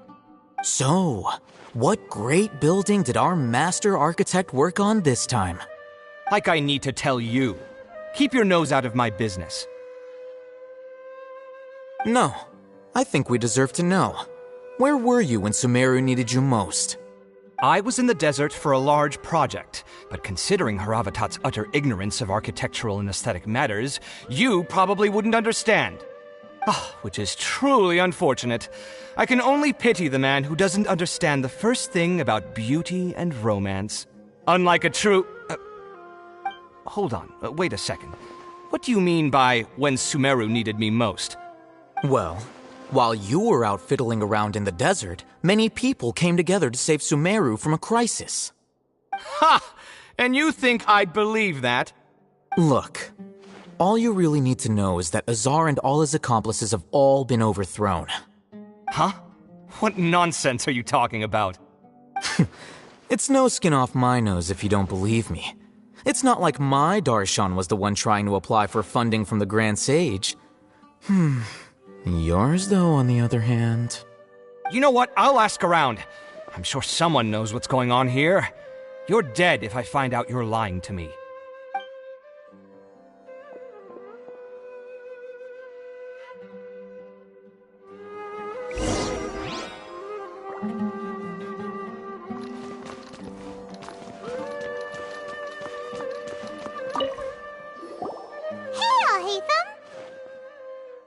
Oh, it's you two. What's the matter? We're running some errands for Nilu. Have you received her letter? Letter? Nilu said she sent out a letter inviting everyone to a celebration feast in 2 days at the Grand Bazaar. We'll also be celebrating Zaino's reinstatement as General Mahamatra. If she addressed the letter to all Hatham of the Academia, then the letter should have gone to my office. I've been busy these days, so I haven't had time to check for any new mail at my office. I only now have some free time to attend to personal matters. Have you always been so busy with your work? Of course not. I'm only busy these days because several sages have been dismissed recently and the whole academia was practically turned upside down. Kainari told us they all went to train in the Avidia Forest. Apparently they will spend the rest of their lives there. That is already the best possible ending for the likes of them. 4 of the 6 great sages were possessed by their desire for power and attempted to create a new god. In order to pull it off, they even imprisoned the other 2 rational sages. To imagine such things could take place in the academia. I don't know where to begin. Yeah, you're right. Huh. Feels kind of strange to hear them called that after all this time. But then again, the 6 great schools sounded pretty impressive too. Yes, at least that's how they're supposed to sound. It's said that when the academia was first founded, the Dendro Archon herself established the 6 great schools, each representing one of the 6 different types of wisdom. Numerous Darshans have sprung up and faded. Only the 6 Darshans attaching themselves to the 6 great schools have stood the test of time and obtained permanent seats in the academia. Now, the 6 Darshans are nearly synonymous with the 6 great schools, and the leaders selected for the schools are the 6 great sages. Among the 6 great sages, there is one central leader, the Grand Sage. Unfortunately, only the sages from Vahumana and Amorta remain now. They were imprisoned for opposing Azar and were only rescued after Azar's downfall. So who's managing things in the other 4 schools now? Do they need to find someone new? Yes. Normally, new sages are selected based on a strict set of criteria. Oh, didn't you just say something about becoming a sage? If they pick you, then we'd have a huge connection in Sumeru. Yes, about that. You didn't let me finish my sentence. The person in charge of personnel affairs nominated me to be the Grand Sage in place of Azar and help Lesser Lord Kusanali manage the academia. But I refused. Huh? But why? Can't you be a little more ambitious? I'm not even interested in being one of the 6 great sages. Like I said before, I don't like being a leader. So are you busy these days trying to find others to take the job? That's not my job either. I'm only responsible for handling important affairs within the academia before the new sages take office. And the first thing I'll do is reject Kasharawar's application for funding. By the way, who was that other person just now? Is he your friend? Do we look like friends? Paimon doesn't know. That's why Paimon's asking. His name is Kaveh, my roommate. You could say he's the representative for Ksharawar scholars. Which is exactly why he always has so many problems. So everything that's happened recently must be a huge change for the people of Sumeru. Such is the work of the Academia Scribe. Well, anyway, no matter how busy you are, since you are our planner, remember to attend the celebration feast in 2 days. Alright, I'll see you there.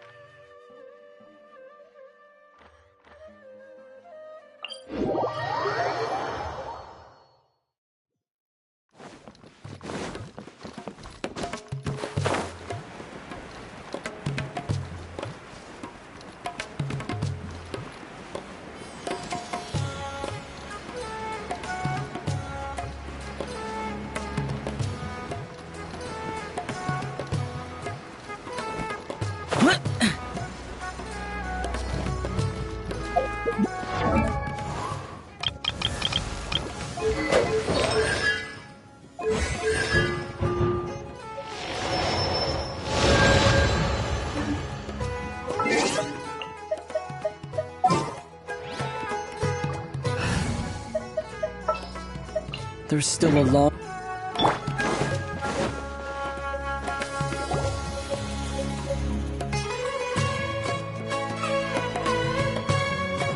This is Port Ormos. Now where could... Is that Paimon I hear? Huh? Oh, it's been a while. How are you doing? Dunyarzad! It's been so long since we've seen you! I'm doing well. I can go as far as saying I have never been happier in my entire life. I don't know if you've heard, but Elazar has completely disappeared, and all the patients have recovered. You kidding? Knowing them and the connections they've got, I'm sure they've heard about it. Yeah! That's right. My lady is feeling better now, so I'm accompanying her for a walk. Why do you still call me that, Dia? You've already informed my father of your resignation. I guess I'm just used to calling you my lady. Old habits die hard. Resignation? You mean you're quitting? Yeah, I might start losing my edge if I keep being a bodyguard for the Homayanis. You know that my parents and I are fond of you, and that we appreciate you very much.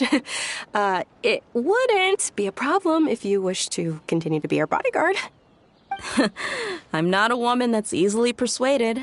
You should know that by now, my lady. When I took this job, I had already decided that I'd quit as soon as you'd recovered. It's time for me to get back out there and chase that horizon. So what are you gonna do now if you're not gonna be a bodyguard anymore? I want to take a risky job and put my body to the test again. Huh? But we literally just finished one of the most dangerous jobs ever. Are you getting bored already? I know. If I hadn't joined in that plan with you, I wouldn't have come up with this idea. I guess I still get fired up by that feeling of going all out in a fight. It made me realize that I'm still a mercenary through and through. Life is short, and I'm happy that I got to be a part of that operation.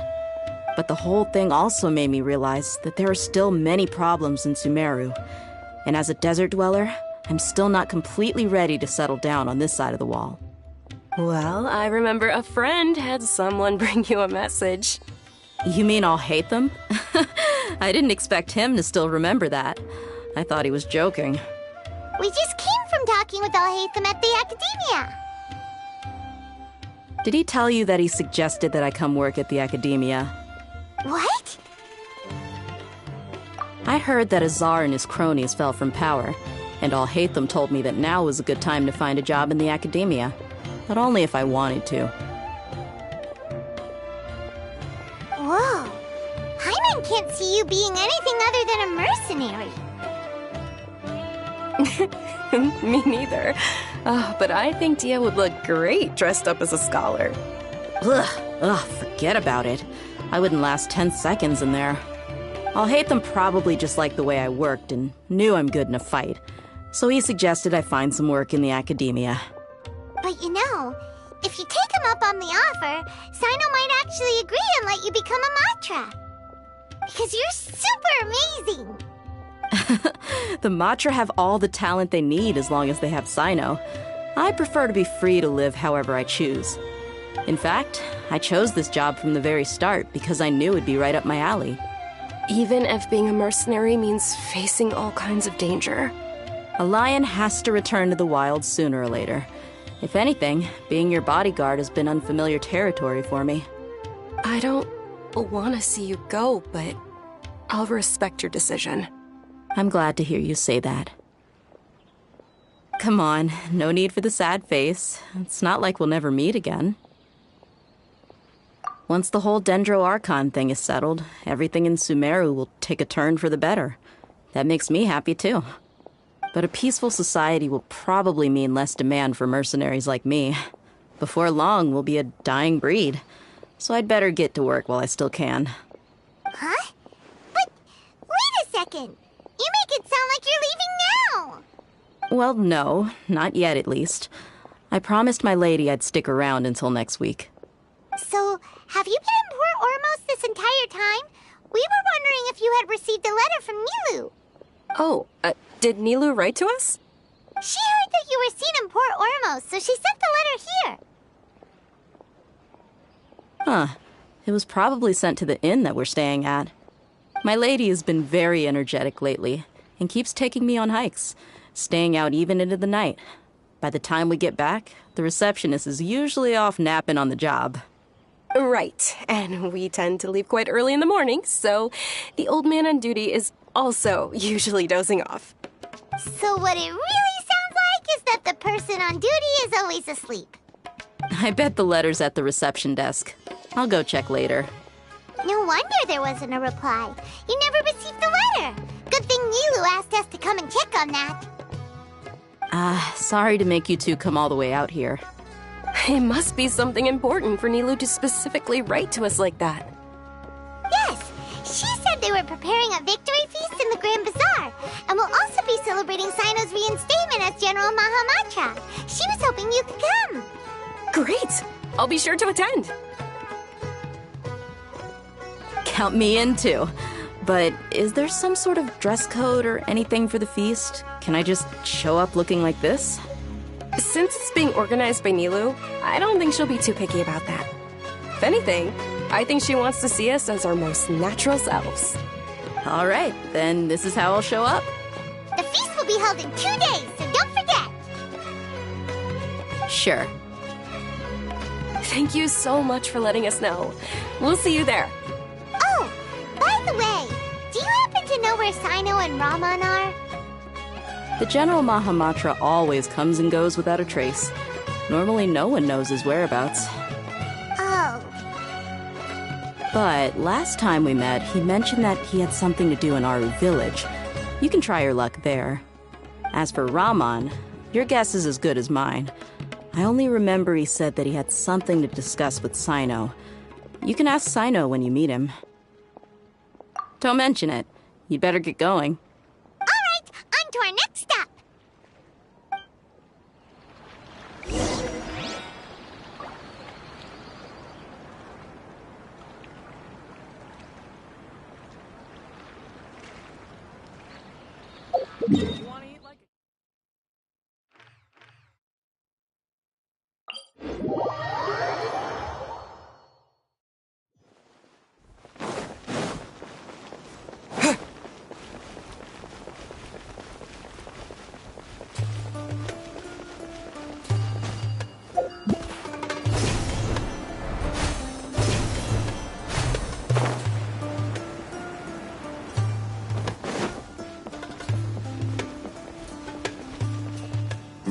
It's been a while since we last visited Aru Village.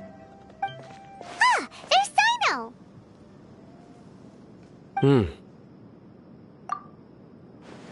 What brings you here?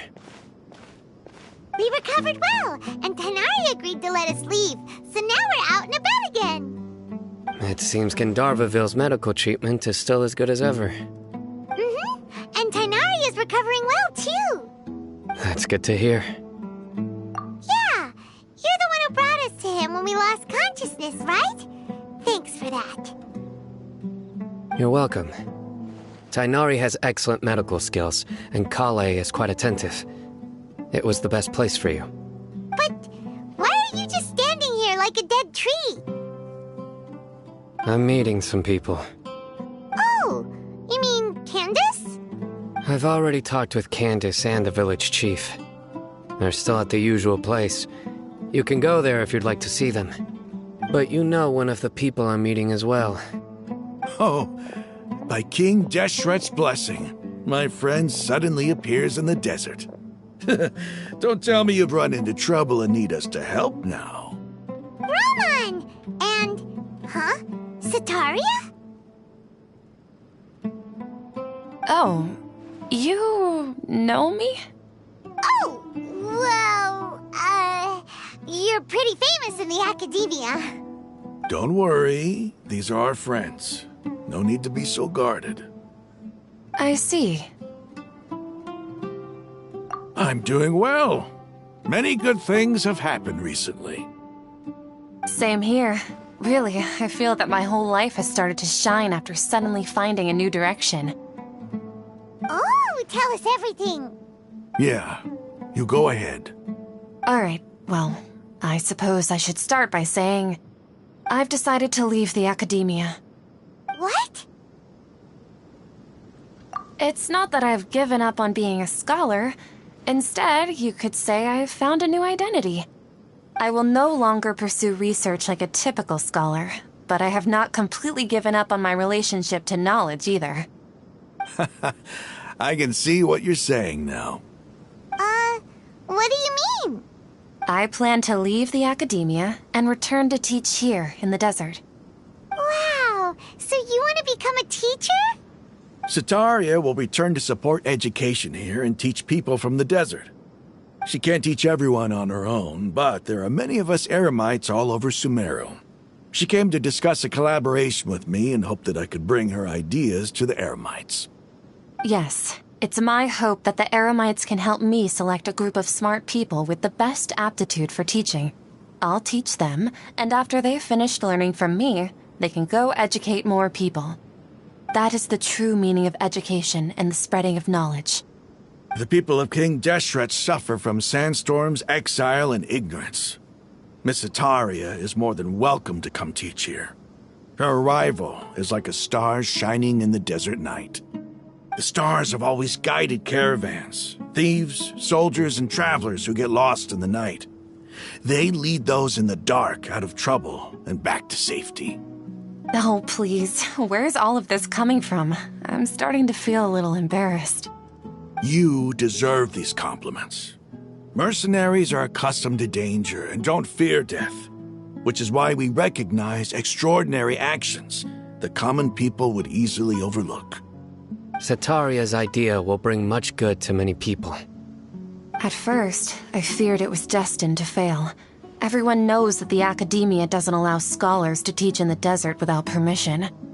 As you know, all knowledge is under their surveillance and control, and very few desert dwellers are as lucky as me. But what I heard at that time has been haunting my heart, as if there were lightning bolts constantly bombarding my soul. Sataria, you tread a treacherous path, and the longer you ignore it, the tighter the academia's grasp on you will become. Sataria, why haven't you gone home? Never forget that the desert that belongs to you lies elsewhere. Miss. These words sparked something in me, and I knew that I had to bring something back to my people after going home. I gathered up the courage to approach the Grand Sage, only to find that he was no longer at the academia. Lord Sino told me that Azar didn't belong there anymore. Azar has received much-needed punishment. Though, if you ask me, it may have been too light. You probably have already heard.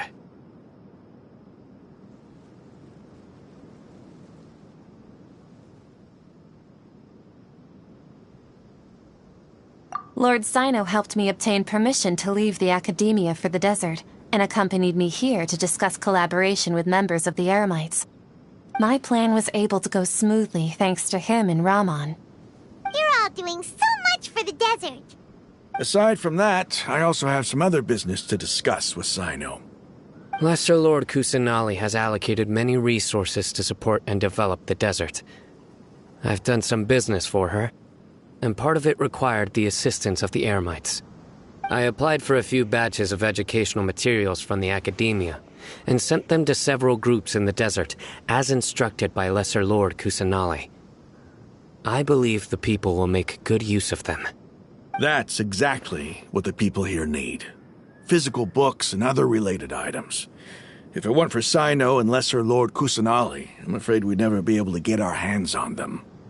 Apart from this, the academia is also recruiting scholars that are willing to teach in the desert.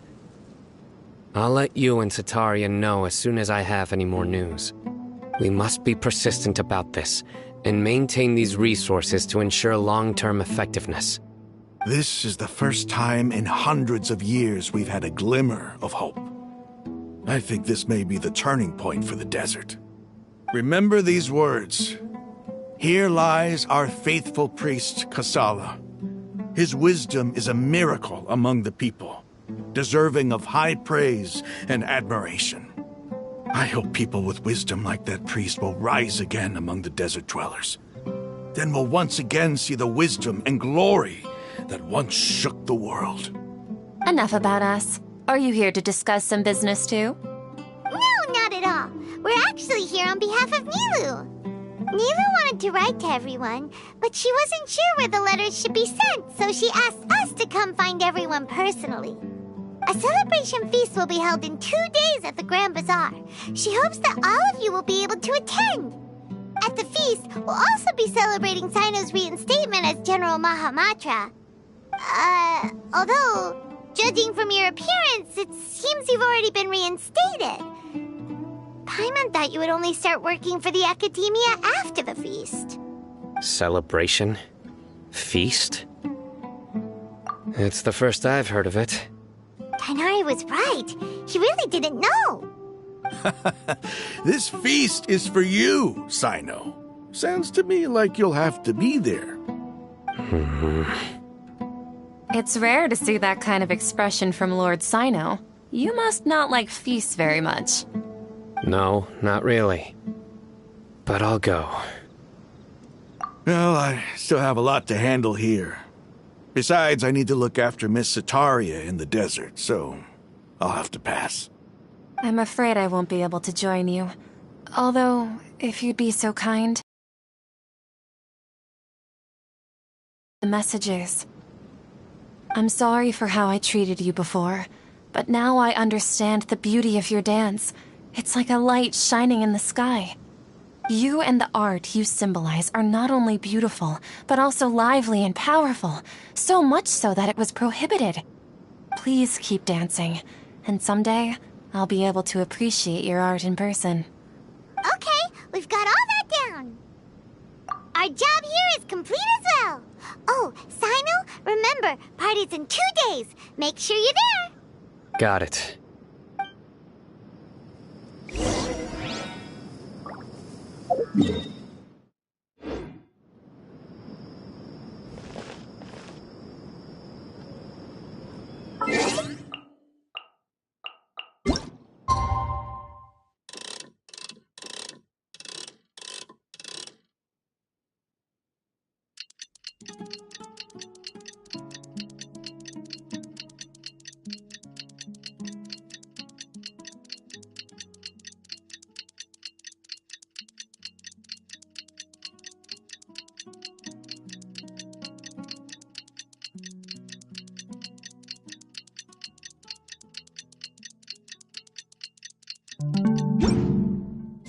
Today's the big day. Let's go to...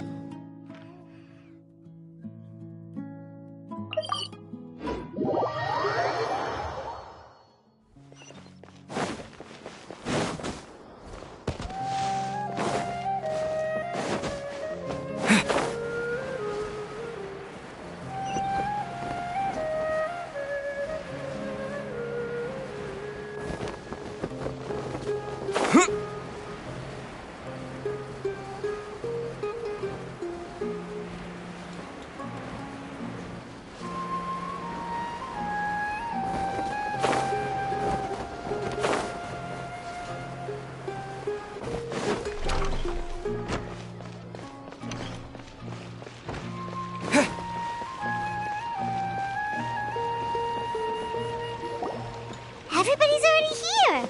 Looks like we're the last ones to arrive. You're here.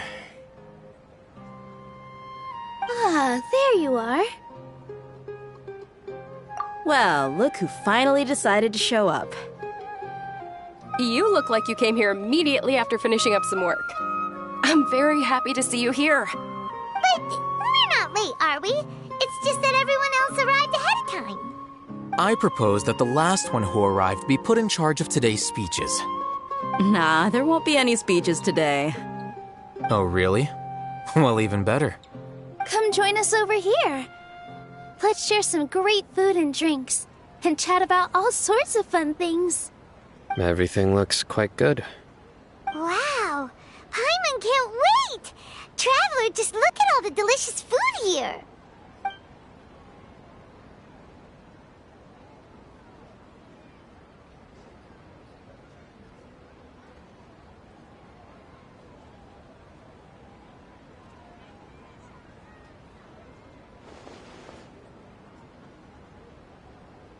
Whoa, it's so delicious! Oh, this grilled meat tastes amazing! The food was specially prepared for you by everyone in the Grand Bazaar. And we have gifts that were sent by the residents of Sumeru City when they heard we were holding a feast. Everyone that came said that you saved Sumeru and wanted me to thank you all on their behalf. Feels kinda nice to be seen as a hero. I could get used to this. Being a bodyguard is also a hero's job. You've always been amazing, Dia. My lady sure has a way with words. Thanks. I'm glad to hear it. And I'm happy to meet everyone that participated in the great plan. Don't mention it. Come to think of it, we've really done something impressive together. It's unbelievable. We owe it to our abilities. And luck. Really? Why do I remember everybody thinking that luck was against us and feeling like we hardly had a chance of succeeding? That's how I remember it too.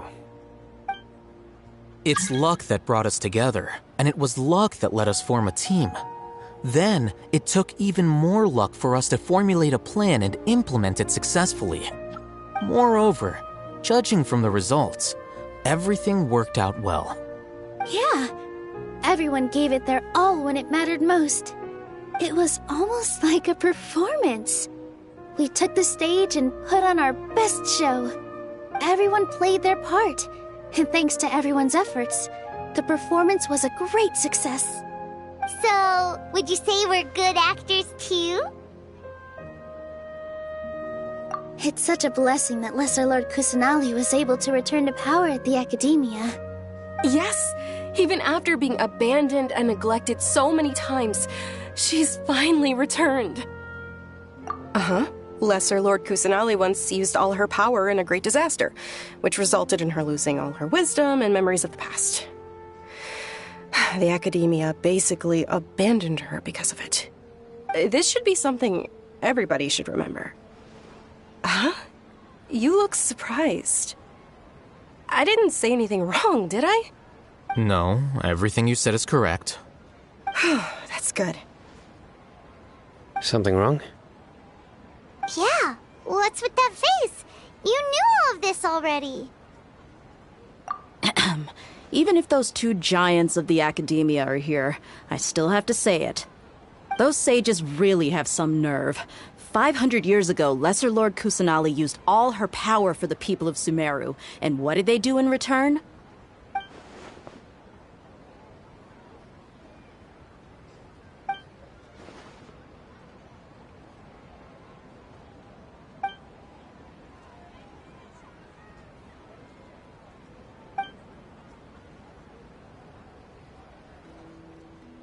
If you bite the hand that feeds you, don't act surprised when it turns into a knuckle sandwich, right, Sino? Perhaps I shouldn't say this, but their treatment of Lesser Lord Kusanali calls for a more severe punishment. You could simply tell Lesser Lord Kusanali that you wish to have Azar and his accomplices severely punished. I respect our deity's decision, and won't interfere in any way. While we're on this topic, why didn't you accept the Academia's invitation to become the Grand Sage? Are you trying to say that I'm fit to be a sage? Not at all. But every person handling the selection process has said that you are the most suitable candidate to lead the Academia right now. Why? Because he dethroned Azar from power? Could you try to put it another way? This is a good thing, yet you're making it sound like I overthrew Azar for my own personal gain. But seriously, though, I always wondered if you had some personal motives behind it. I did have my own motive, but it had nothing to do with being a sage. If the rules of our nation were suddenly cast by the wayside, then it wouldn't be long until chaos ensued.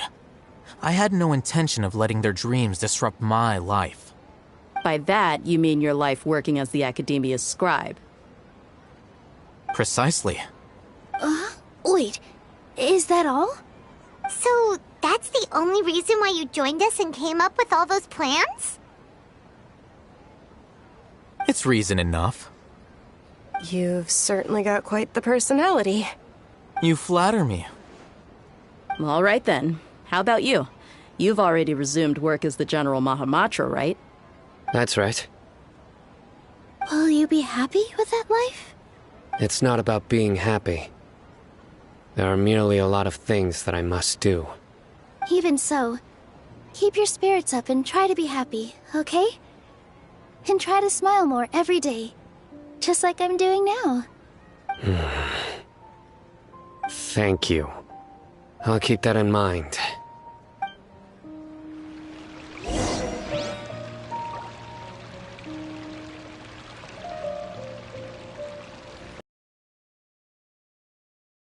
I seldom participate in such lively gatherings, but the atmosphere here is quite good. No, this gathering today has a unique meaning. The Grand Bazaar is lively because the people here feel happiness from the bottom of their hearts, unlike the farces at the Academia. That happiness is an emotion that'll be forever alien to those bookworms who have driven themselves insane by studying. I seem to have taken both keys when I left the house. Oh well.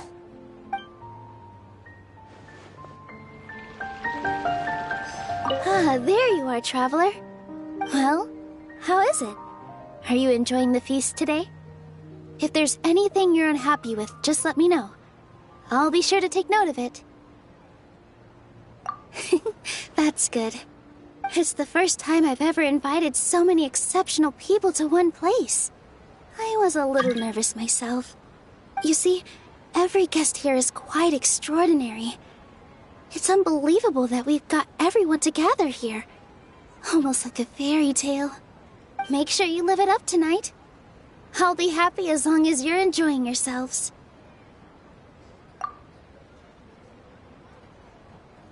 I'm honored to have her think of me this way.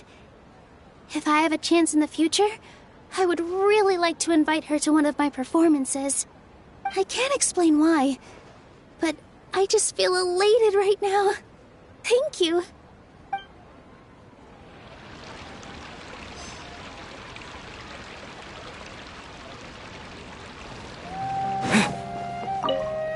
The atmosphere here is good, and everything is delicious. Yeah. I don't often come to such places, but it feels quite good. I have a lot to handle these days. Otherwise, I could show you around. There's always next time. We're friends after all. This feast is pretty good. I like it.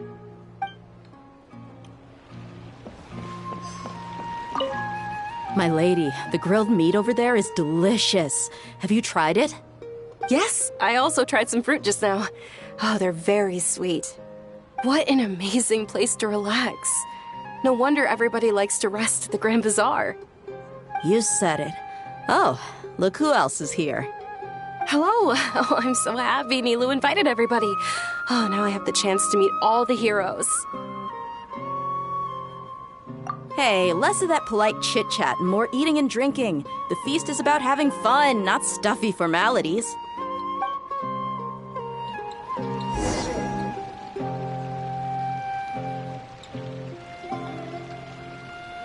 Hey, what's wrong? Your head is starting to droop. Hey, you can't just fall asleep here. Paimon will go find something delicious for you to eat. You'll wake up once you've put something yummy in your tummy. Of course, just wait here for Paimon.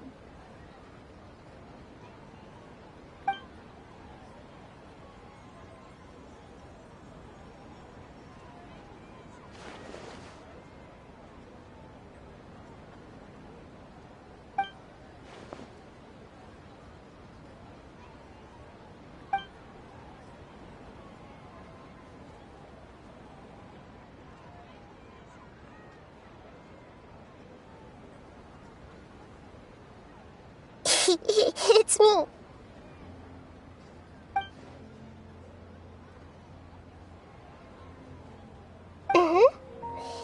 You may blame me for being a bit too self-indulgent. I was thinking about talking with you, and the next thing I knew, I had made a connection with you. The connection between us is amazing. It's like flora and the fence it grows upon.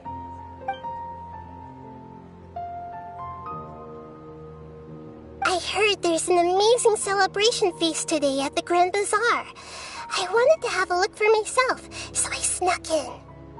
Lately, I've been so busy dealing with all the fallout from recent events, so I really haven't had any free time. Although you've already helped me with a lot, there's still one more thing I hope you can help me with.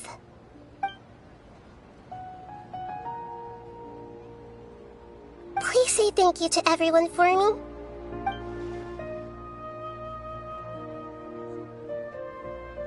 Oh, is it not convenient for you to do that for me?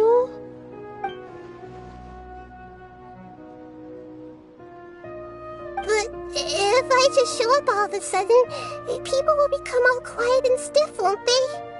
What if I end up scaring them and ruining this wonderful feast? That'd be the last thing I want.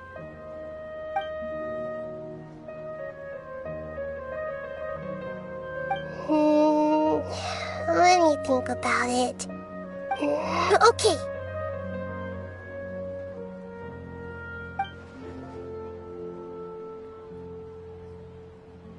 Yes, I have.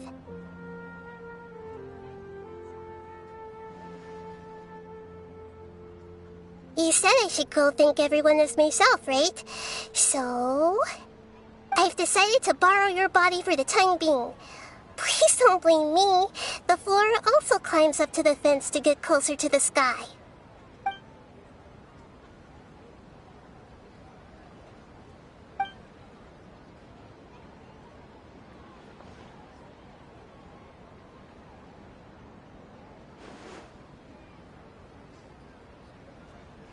Everyone!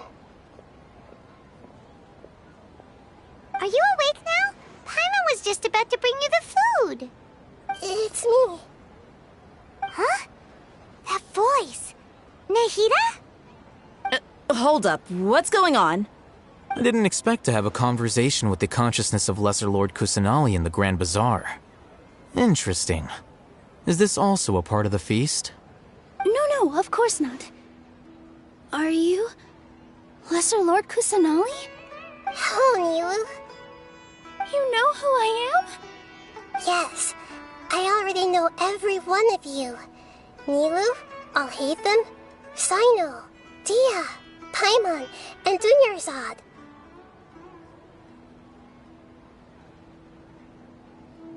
Lesser Lord Kusanali? I took the liberty of occupying the traveler's body so that I could thank all of you in person. Thank you so much for rescuing me, even if that meant placing your own safety in peril and taking the risk of becoming enemies with the academia, the sages, the doctor, the balladeer, and even the entirety of Sumeru. Without you, without any of you, I would have been in a much more difficult situation. Had you not helped me to resolve the crisis, not only I, but Sumeru and even the entirety of Teyvat would have suffered great misfortune. People refer to you as the heroes who managed to rescue a god. I'm quite fond of this name. It not only explains your identities, but also bears witness to your relationship with me.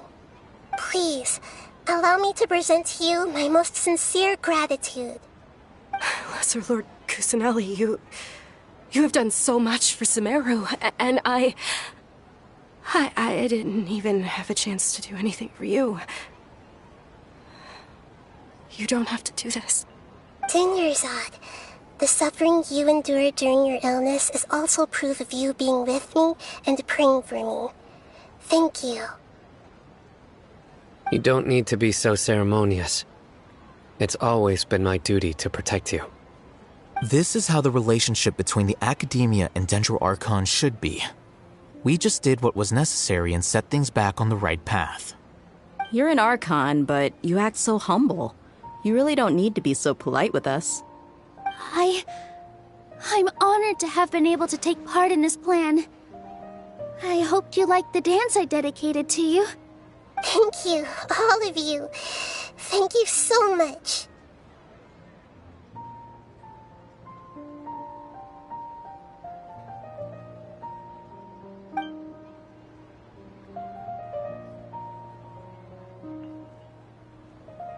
Yeah.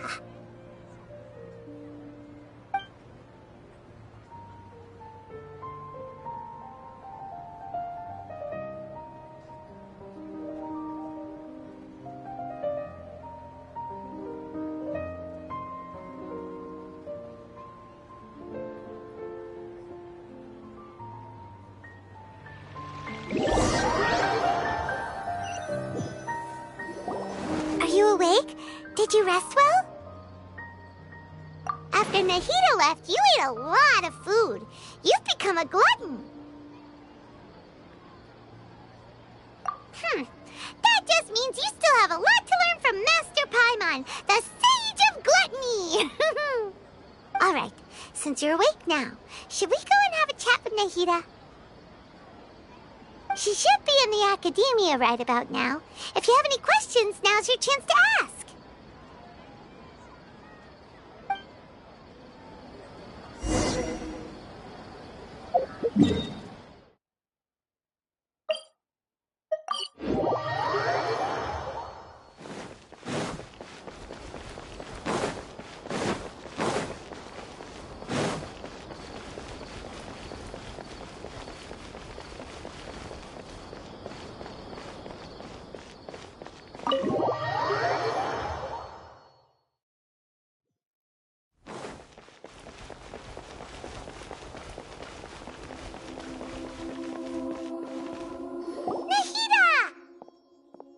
Hello, Traveler and Paimon. What a fantastic night. I'm still immersed in all the happiness and joy, like a candle floating on water. So are we, and that's why we're here to talk with you. Is there anything you want to know?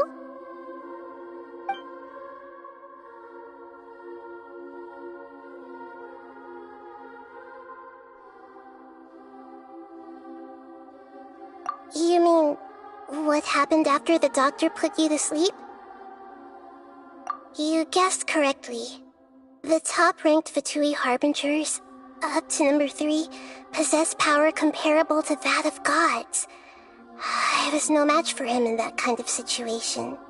However, in spite of the bad situation, I still managed to make a fair deal with the doctor. I'm sure you remember the entity that changed your fate, the Heavenly Principles. In fact, the Heavenly Principles has been quiet since the Conria disaster 500 years ago. I used this point as leverage against the doctor. I told him that the Heavenly Principles may be awakened if I destroy the Gnosis. Although it's just a bluff, he still fell for it. I assumed that the Heavenly Principles wouldn't just stand by and let such extensive damage to its laws take place. And as for what I exchanged for the Gnosis, the exchange served as both punishment for the doctor, as well as a boon of new knowledge that I couldn't refuse as the God of Wisdom.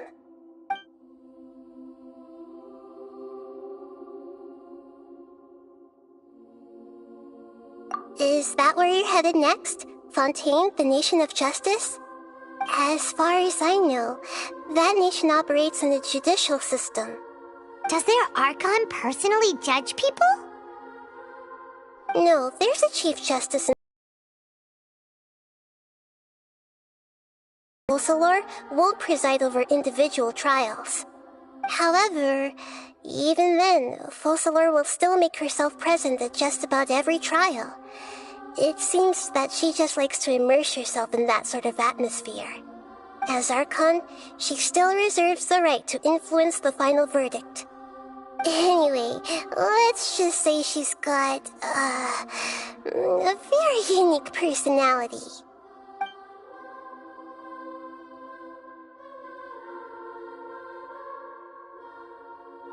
He's still in a coma. I've hidden him like how one would hide a feather. I know you have many misgivings about him, but as someone who had become a god, he has retained a number of very useful features. Don't worry, I'll keep an eye on him and make sure he doesn't do any evil.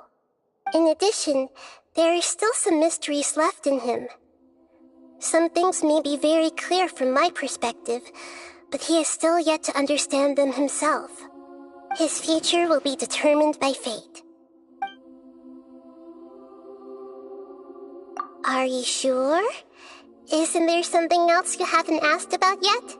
Huh? You mean... About your sister. While you were resting at Gandharvaville, I took some time to perform an Irminsul search for information on your sister. Yeah!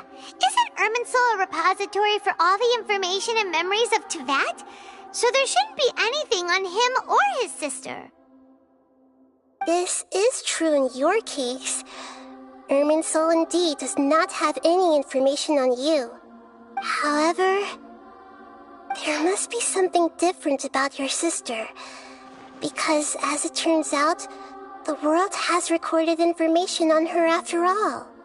What? There is only one possible explanation. She belongs to this world.